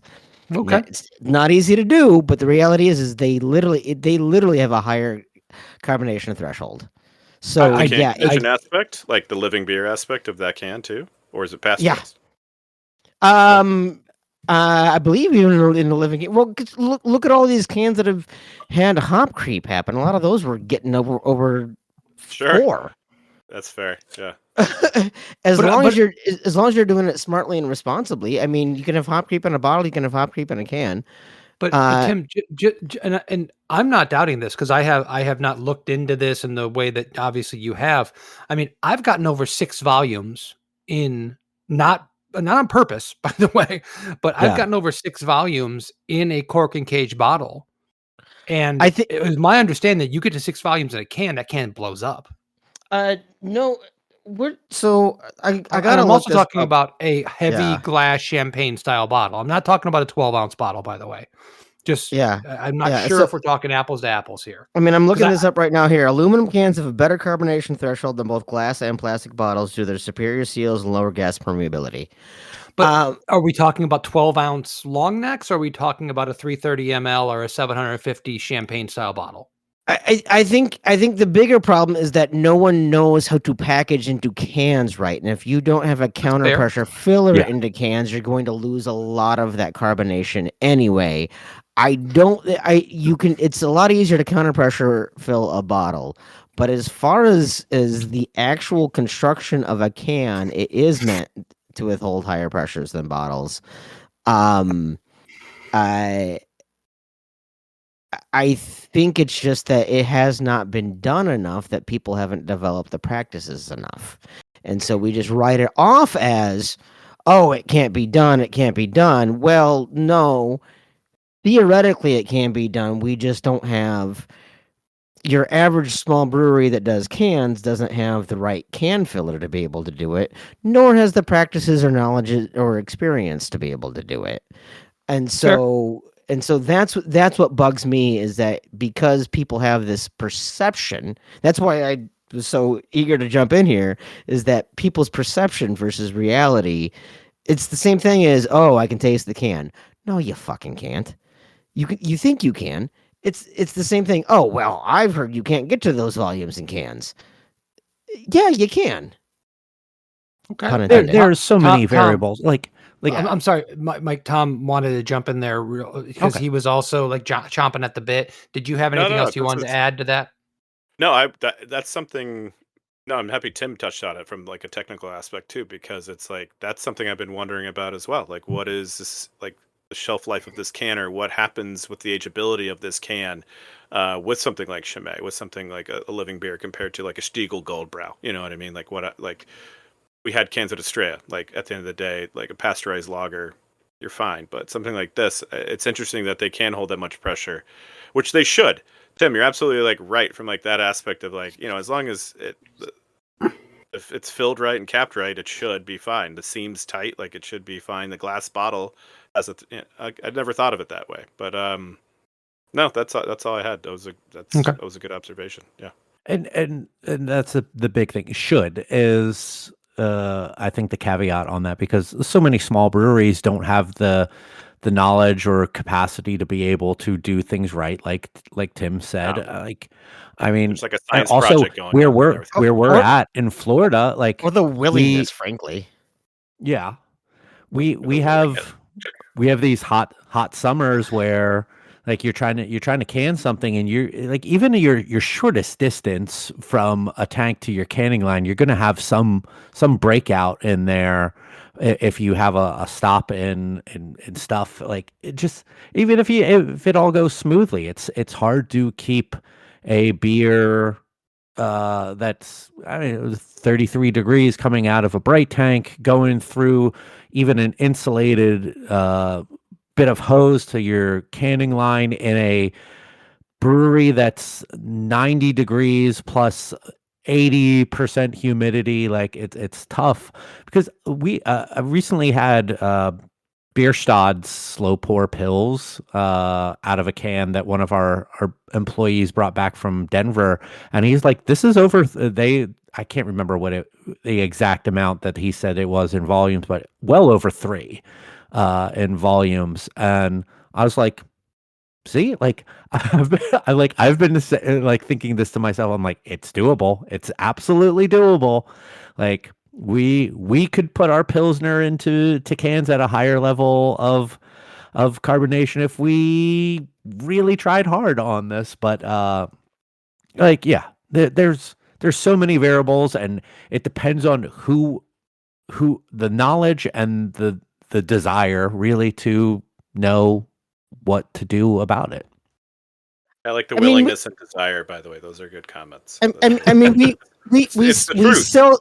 We sell yeast in essentially a Capri Sun package, and we believe that living and breathing things can't work in an aluminum can. Like seriously, if a Mylar bag can handle it, an aluminum can certainly can. Kevin, turn your mic back on.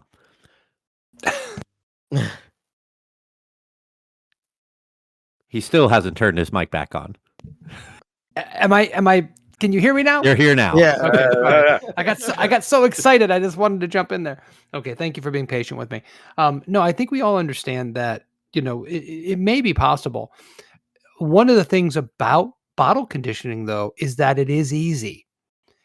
Putting a flat beer mixed with yeast and sugar into a bottle and corking it, everyone can do that.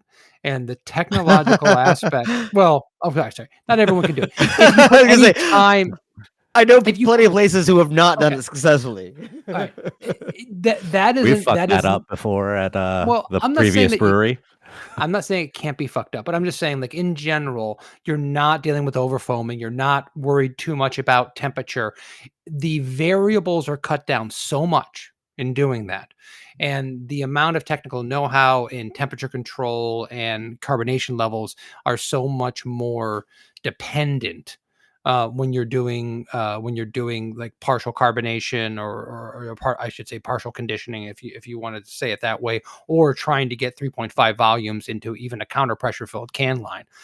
So I think the technical aspects are in some ways maybe unrealistic for a smaller brewery to do. Even if they put all their time and energy into it, it might be counterproductive, maybe too expensive, maybe too time consuming. But that's just getting way into the weeds on that. I just want to make sure I mentioned it. And but at the end of the day, even if you do have, and I have not picked up, I think I picked up the St. Bernardus Christmas Ale just to kind of show it to Bill and make him sad. Not because I'm a bad person, but so I have not had really many of the Belgian Trappist styles or classic styles in cans, but I think I will be on the lookout for it and try them to see if they're getting the CO2 volumes that are more reminiscent of what I expect from them. Because I mean, if you clear that hurdle, then I have no objections. And that's the best situation at all for beer consumers. And, that's what I hope for. No, well, so the only thing I was going to go on there is there are breweries today who are already can conditioning. Bottle condition is easy. I believe can condition will be easy as soon as we all know how to do it. Bottle condition is easy because we learned how to do it. Like easy is just a matter of good practice and time and experience. And there are breweries already today. I even think I want to say I'd have to look it up. I don't even want to say that Sierra Nevada. It wouldn't surprise me if it was Sierra Nevada because what haven't they experienced? They're partial can condition. They're partial can. Yeah. But I mean, it is happening. You're right. There are variables that aren't known, but that's just because they're unknown variables because of lack of experience and knowledge. I think we'll get there. I think we will. Yeah. And it certainly would not scare me off if any of the brewers who have been doing this for years. I mean, Guinness invented the nitro system, right? Like these breweries have been in the innovation game in beer longer than frickin' Sam Calgione was making a shitty enamel Radler out of PVC that was garbage, and that's the best innovation to come out of American brewing from a technology standpoint in forever. Like literally, if I'm gonna trust Chimay to put to condition in a can, I'm gonna trust Chimay to do it. Oh, of course. I think we know the quality is going to be very high there. Delirium's beers have been in cans longer than most of these brands. Like, I mean, I remember from a very early stage. Like, I think when the 16-ounce craze first hit and failed, Delirium had like Tremens and Noel in 16-ounce cans at that point in time. And now the fact that we see other brands like, and I gotta say, like, when I see a Belgian brewery in a can, it entices me. Like last year during the Christmas season, I went to my local Whole Foods because I was like, oh, they got their celebration in. I'm gonna get my 6-pack of Celebration to start off the season, and then I saw that 4-pack of Saint Bernardus, and I'm like, all right, you're coming home with me too. I did the same thing the first time I saw their Wit. I did the same thing the first time I saw Saison DuPont in 16-ounce cans. I was like, okay, let's see what this is all about. Like, I am always intrigued by that stuff. Like the Saison DuPont, I gotta say, was a little disappointed in. I just felt like it didn't taste exactly right. The carbonation wasn't exactly right. Green bottle with a cork like that to me is blasphemy. That's fine. That's okay. It was great to drink at. Tom is putting his foot down on at least one thing here. It was great to drink at a pool, but I was like, man, I was expecting so much more sparkling mouthfeel to it, and like I don't know, there was just something. Was it a little bit like? Was it more muddled or muted, or? Yeah, I felt like even the flavors were like, I'm missing some of the funk here. Yeah, well, I mean, like I'll get a small bottle and put it in. Yeah. You know what I mean? Like that's a thing about the like I don't know. It's when canned Corona, real like it was not a skunky beer. It was a beautiful lager apparently. Like it was nice, and then they had the light struck it. Yeah, they realized like, oh, this doesn't take because there's no UV on it, so they had the it hits. They intentionally literally put UV on a sight glass while they rack that. Yeah. Like I mean, the Saint Bernardus beers have been like they taste what I remember from like the previous times that I've had. Like I tend to have St. Bernardus Christmas pretty regularly, so I kind of know what that tastes like. The carbonation is a little off. Like that's what I thought, and I think Kevin has agreed. Okay. Yeah. I want to point out that that's a weird flex that you have St. Bernardus Christmas regularly. Like somehow you just get it in June. That wasn't meant to be a flex. Like I don't want to make. Well, when you go to French Laundry, sometimes they just give you those things. Oh, Mike Urevich is here. Would you like a St. Bernardus Christmas? We've been saving it for you. Oui, chef. You've been cellaring your finest St. Bernardus Christmas for you since last you left. God, I almost miss the days of cellaring beer, but at the same time, absolutely don't, because I don't know where the fuck I would put that in my house at this point in time. I've got a couple old Expedition Stouts that I've been sitting on in my wine fridge for a while. That's one of my favorite beers of all time. What do you got there, Tom? We're unpacking still, so I'm getting my little cubicle closet office set up. But I got a Duff beer, original Duff Light from Florida Beer. Nice. That one, and a Conktoberfest blue bottle. That's an Oktoberfest Martin in a cobalt blue. I remember the blue bottle. Well aged. It might be hard for you to see, Tim, but that bottle is blue. Yeah, it's a cobalt blue. See the top? Oh my goodness. Tom, we talked about Mick Ultra bottle. We talked about this. Was it Mick Ultra that they did blue bottles on? I think it was Mick Platinum. Yeah, Budweiser Platinum. Bud Light Platinum. Yeah, that's it. Yeah. Be premium. Gotta be more premium. I was gonna say that we talked about this randomly, maybe the last episode of the raspberry cider that was done by Florida Kelly's. Kelly's. I love that thing. Kelly's was really good. Kelly's Dry was a real dry. Like Strongbow was out of the market at the time because they killed it and they were destroying it. Kelly's was real. That was a great ingredients coming in from England and Ireland, and then we did okay with champagne yeast. Like the one thing Florida Beer Company really excelled at was making this cider that nobody drank. It was really fun. It was good. I mean, and you can't discount Swamp Ape because that was really, really popular for a hot minute there. Oh, man, were you involved in the creation of that brand? No. It was way before. That was way before my time. Before you? I helped curate it and make sure that all of you got to drink it. Tim didn't get to drink it. We got to get some for Tim. Tim, do you ever had Swamp Ape double IPA? No. I was curious if Swamp Ape was going to be more like a Bigfoot clone, since Swamp Ape is supposed to be like Florida's Bigfoot, or Yeti, or if it was going to be more like a Grape Ape. I didn't know which way that was going. It's neither, and I kind of wish it was both, frankly. Like a grape Rodler, like a 10% grape Rodler. That would have been better. Missed opportunity right there the whole time. I could fuck with that right there. Yeah.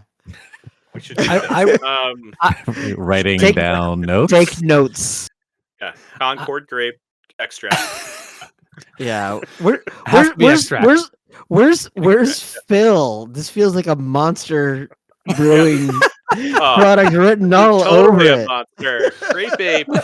Oh my god. Grape Ape. Oh yeah. And then an extension of a line. Grape. We're gonna make iced tea. Like, come on. You get Hanna-Barbera involved? I mean, yeah.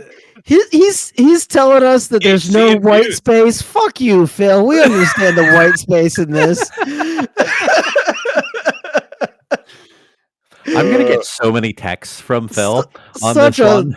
Such a lazy marketer you are, Phil. You call yourself director of innovation. I got your innovation right here. Imperial Grape Radler. Come on. Oh, God. 2 hours into this show, we finally hit our strides, guys. You guys ready for 2 more hours? Let's go. I feel good now. I'm awake now. Sorry. No, Swamp Ape was a double IPA, or could have been like a golden barley wine. Almost. Oh no, it was something. It wasn't good, but it was something. Juice. A lot of people got really drunk off of it and fought each other. A lot of people got tattoos of the logo on them. Like it was a thing. It was a movement. Got drunk and fought each other. Not a fight. It was a lifestyle brand before lifestyle brands existed. That's a callback to Malort, if anything. Tonight's the night you're gonna fight your dad. Yeah. Well, a Wormwood Swamp Ape, that was a whole thing when they released that. That was Tom's brainchild.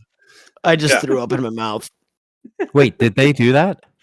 No, of course not. We should have. Okay. It doesn't seem out of the realm of possibility, frankly. Like, no, come on. We had some self-respect. No, we didn't. I'm trying to. I had it right here. Tom is right now looking through old bottles trying to find a Swamp Ape, I feel like. I mean, I'm in this like hoard nest of stuff, and I'm like, oh, I have it right here now. That's the only one I don't have. I have other stuff, but no. I have Devil's Triangle IPA. Yeah. Well, if you find an old, possibly double A IPA, not a new one, even though they still make it, you want an old one. Oh, do they still make it? They do. Oh wow. I haven't seen that in like 10 years. Carib bought the brewery in 20. Yeah. What was that, 2015, 2013? And then they still make the legacy brands. They just rebranded them. I saw them out in the market. They have like Hurricane Reef. This new label does not look as good. No, it's like a metallic. Mike, are you looking at it? It's like a metallic, weird. Yeah, it's very, very bad. They're all very bad. Like Hurricane Reef is actually a good label. They rebranded them all, and you're like, what are you doing with these? Who's buying these? Oh, but no. I see them out in the world. I'm like, okay, I guess they're still making this stuff with probably worse ingredients. Somehow. So there's the original bottles. Yeah. But then when they went to this 16-ounce can is great. I love the look of that. It like takes the same colors, takes the same design, but I hate to say this, and I do mean this in the nicest possible way. it looks like it belongs to like Mike's Hard Lemonade, but it's not. Just the way the yellow and black and white Oh all wow, contrast yeah, on each other. There, yeah. yeah. Oh yeah. He Like was that this would Abe with grab like my a. eye. I had a van. I drove around Florida, Tim, with this on the side of it. I remember that. Now, what's much? Kinda. I mentioned before the show that I was having beers with a local THC beverage owner, and I went outside after and I saw his Dodge Ram all decked out in his branding on there, and I always thought, boy, that's a good way to get pulled over. No, it's the opposite because they're like, no one would ever be drunk inside of one of those. That's that. Yeah. The reverse. No one would be dumb enough just to be It's like guzzling beers in that. Yeah. It's So like an funny Uno is reverse you- card. You got them. You got them where you want them. You Google Swamp Ape IPA, go to the images Mike, tab, no, and you get got a out of bunch of these photos, but then there's a picture, there's pictures of Highlight, there's pictures of Juice Force, there's pictures of Juice Big Force. Nose IPA. Like none of this, I don't understand where this is Probably coming like, from. rating sites and stuff, Algorithm. too. It's probably from old rating sites or old beer people sites. Old We've beer moved on to people sites. just critiquing how the internet works, which I think is exactly what we were planning on at the end of the day, right? Just round the Got you all. podcast out. That was my plan for this podcast for So you Googled stuff 15 and other years. stuff came up that was similar to that stuff? Fuck. I'm angry about things, Okay. ladies and gentlemen. People watch videos of people playing video games. Why won't They do. people listen to On a podcast Discord, of guys made me Googling register stuff for it, and yeah. talking about it? Have you guys ever noticed that things don't work the way they should? Have you guys ever noticed that? I feel like things should work the way they should. I got a lot of problems with you people. Now you're gonna hear it. Cougar, my son tells me your company stinks. I lost my train of thought. I think this is a good point to kind of go into last calls. Let's wrap Yeah, this I baby think up. so. I think so. All right. Let's land this plane. Let's unless we're UPS. So Whoa. Wow. you're the only one who got that. That's reads news, I guess. It's just you and me. Yeah. It's just, yeah. Let's head Dark into times. last calls, the only point in the show where we give each other an unspecific amount of time to talk about whatever it is that we want, beverage related or not. The only rules are that it's unopposed, unobjected, and uninterrupted. I did that in reverse order, I think. And typically we give our guest the first go around for this. Tom, you don't want to go first? Wait, so I ask you guys some things right now? No. Is that what's happening? No. Tom doesn't read emails. So, Kevin, you're going to start us off for our last call. So sorry. My last call is how Tom is not prepared and obviously has never listened to the show before, which is fine, by the way. No one should.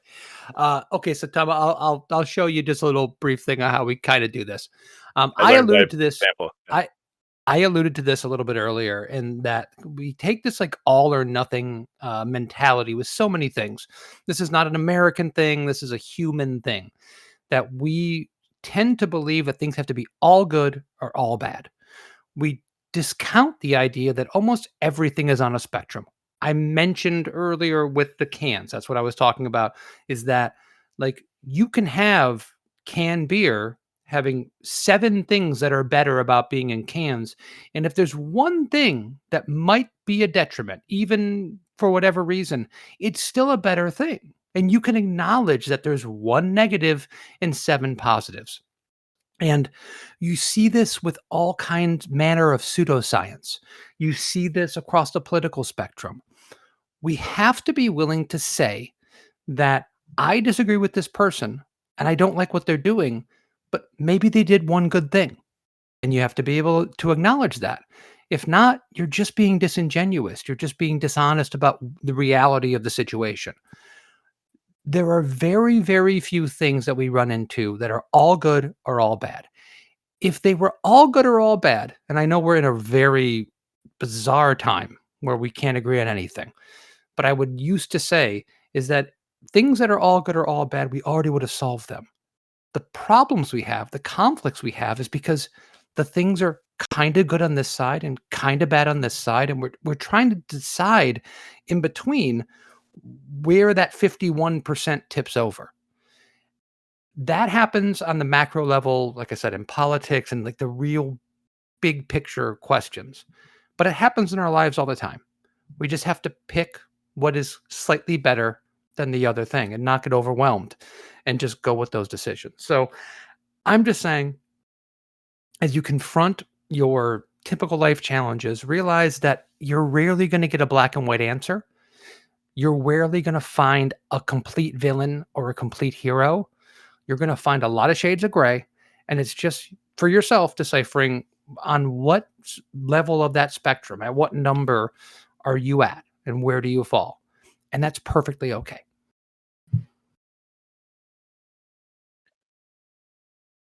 Tim, you want to go? Sure. So, for all, well, first of all, before this is not related to my last call, but I do want to get this out of the way. To Kevin's dad, noted your comment on YouTube. I sincerely love Johnny Mathis. I think that the man has a voice of velvet. Chances are is literally one of those things that I wish I could do justice to at karaoke. Such a tragic figure, as well as a man who couldn't come out in an industry that wouldn't have accepted him.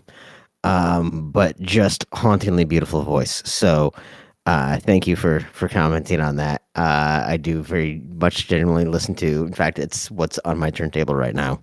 No, my last call is going to be talking about St. Paul, Minnesota. So St. Paul, Minnesota just elected their first female mayor, their first Hmong mayor. And so now the entire city of St. Paul, the entire city council, all female. The mayor, female. I am so freaking excited for that city that they get to have fresh voices where it's not just old white dudes. Now, granted, the last mayor was Melvin Carter, an African American male who had done, I think, some fantastic things for that city. But I just think it is the coolest thing ever that there is 100% fresh voices, all female city council, female mayor. Like, let's finally. I think all you guys would say that the better people in our lives are not the men in our lives. So the reality is, exciting to see upset victory. Some fun things. We won't go into how disappointed I am by the blue NIMBYs in Minneapolis. But really kind of excited to see what happens with St. Paul. So way to go, St. Paul voters. As the city that is a stone's throw away from me, very excited for you guys. Way to go. Awesome. Kind of getting the gist of it, Tom? Yeah, I read the email. It's right there. It said the one extra thing, giant paragraph. You just read it now, right? I was joshing you the whole time, and then you embarrassed me in front of Kevin's dad's not going to let me hear the end of this. So this is we'll save you for last, okay? okay. I was ready to rip. It's fine. It's okay. I just want to.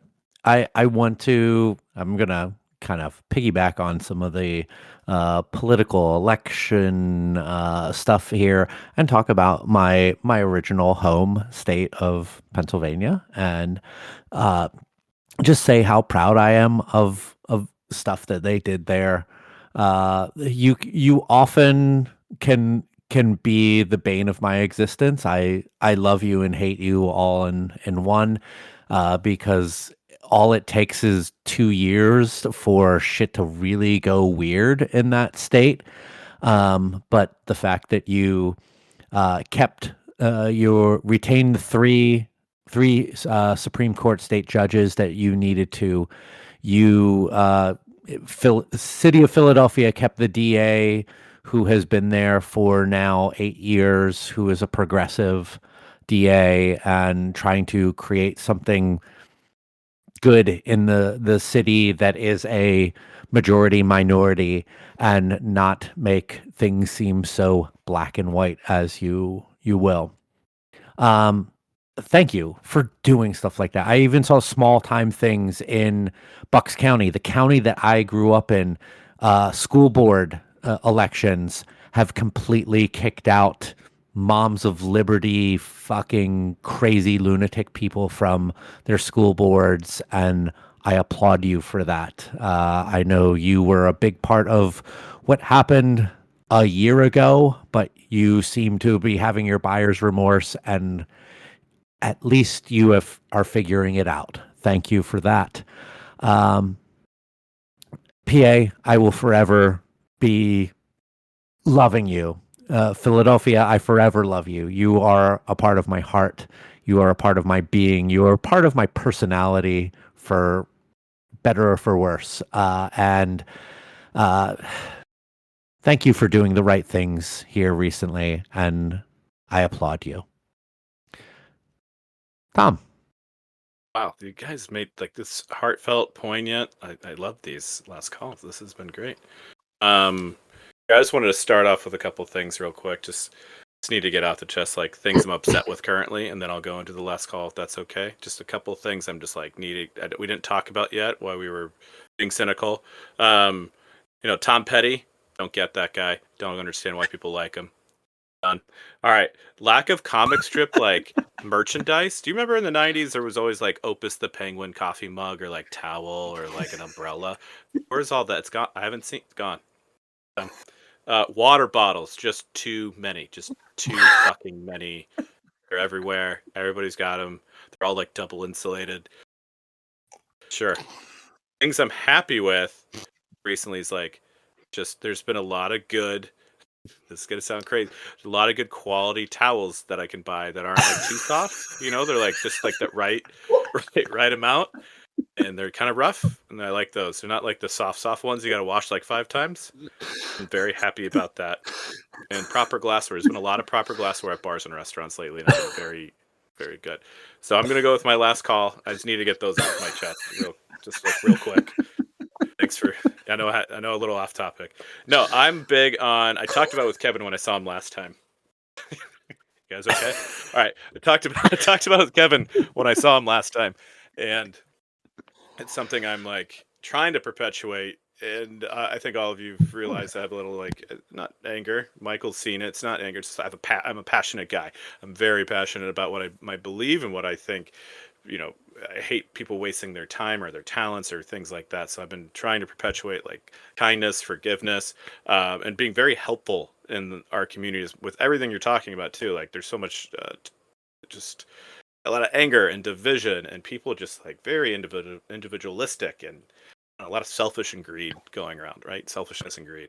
So my trying to not to be kumbaya moment, but it's like if I'm out there and I'm just out there in the world driving every day, selling beer, it's been madness, right? Running around, we're all very busy. It's like how can I be the best I can, at least to this other human that I doesn't even know I'm about to interact with. I don't know I'm going to interact with, and that's kind of been my thing for the past couple years now, like since COVID, really. Of just I'm going to help the younger people in our industry that people just like walk by and don't like help at all, or are laughing like, oh, they don't know what they're doing. I'm like, well, why don't you help them know what they're doing, because you know what you're doing. They're like, well, I didn't get any help. I'm like, that's a really fucking positive. Like, no, stop that. Let's just.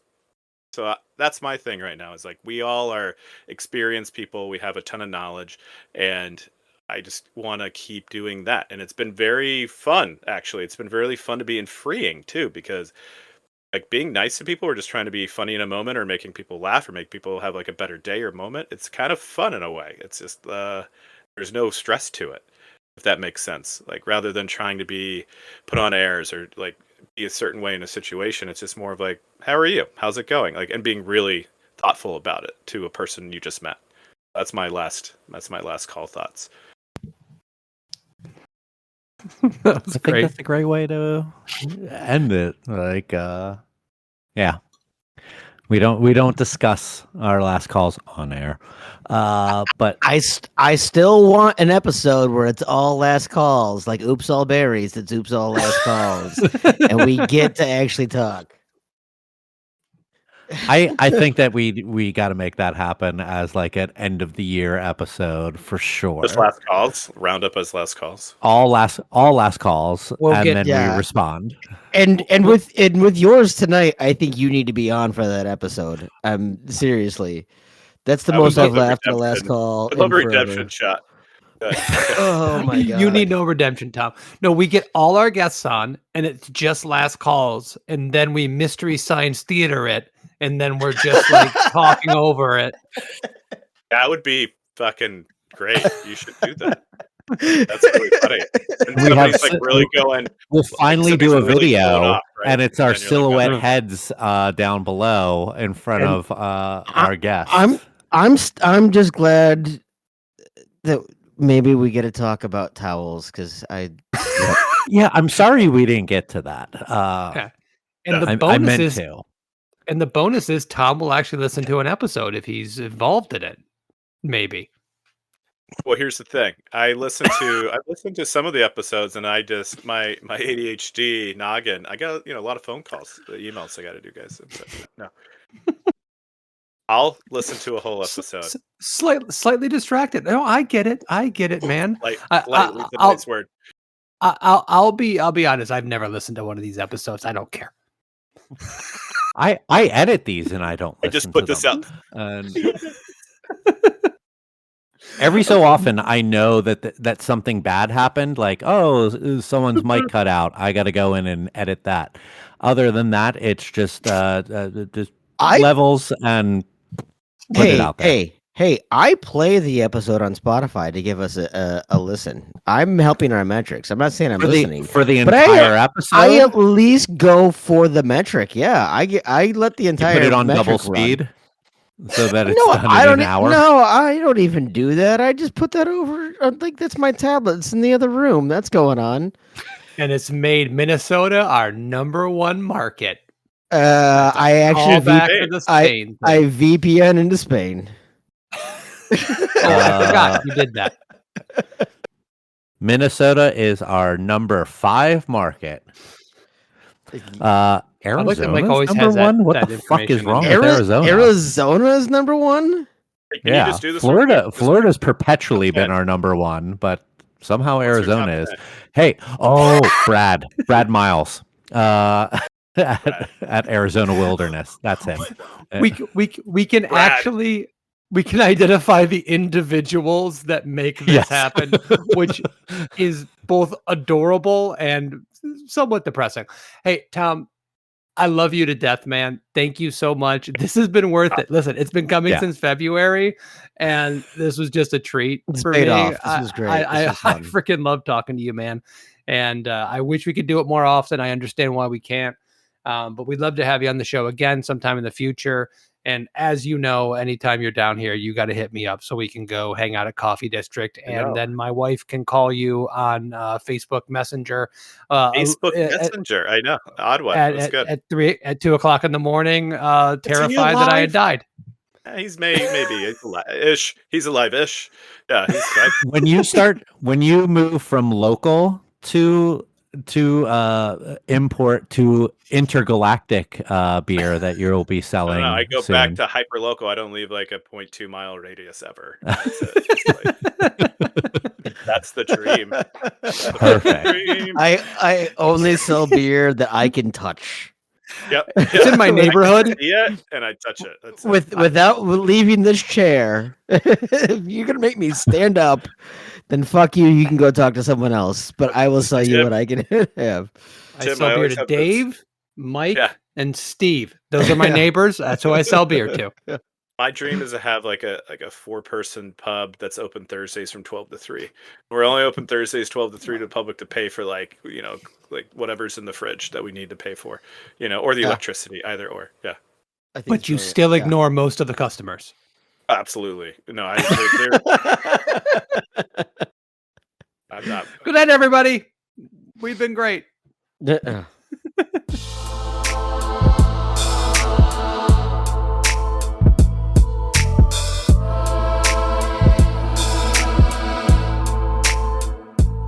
One more time, a big thanks to Tom for coming on the show. It was a fucking blast to have him on. He didn't plug anything, but he does have an Instagram page. It is The Parched Barris. That's TheParchedBarris. He hasn't posted since 2022, so follow however you like. Just a whole bunch of people follow him all at once, so he probably gets a notification that people have followed him, and he remembers that he has an Instagram account. But you can also follow Global Beer, his company that he works for, where he imports wonderful beers like Stiegel, like Chimay, like Weinstefan.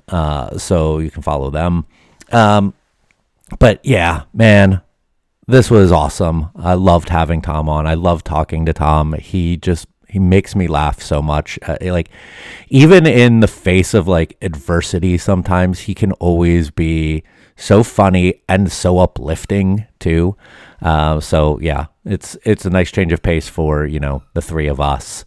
If you want to check out our social, United We Drink, the podcast that you're listening to, we're over on Blue Sky at United We Drink. We're on Instagram at United We Drink Pod. We're on Facebook as well.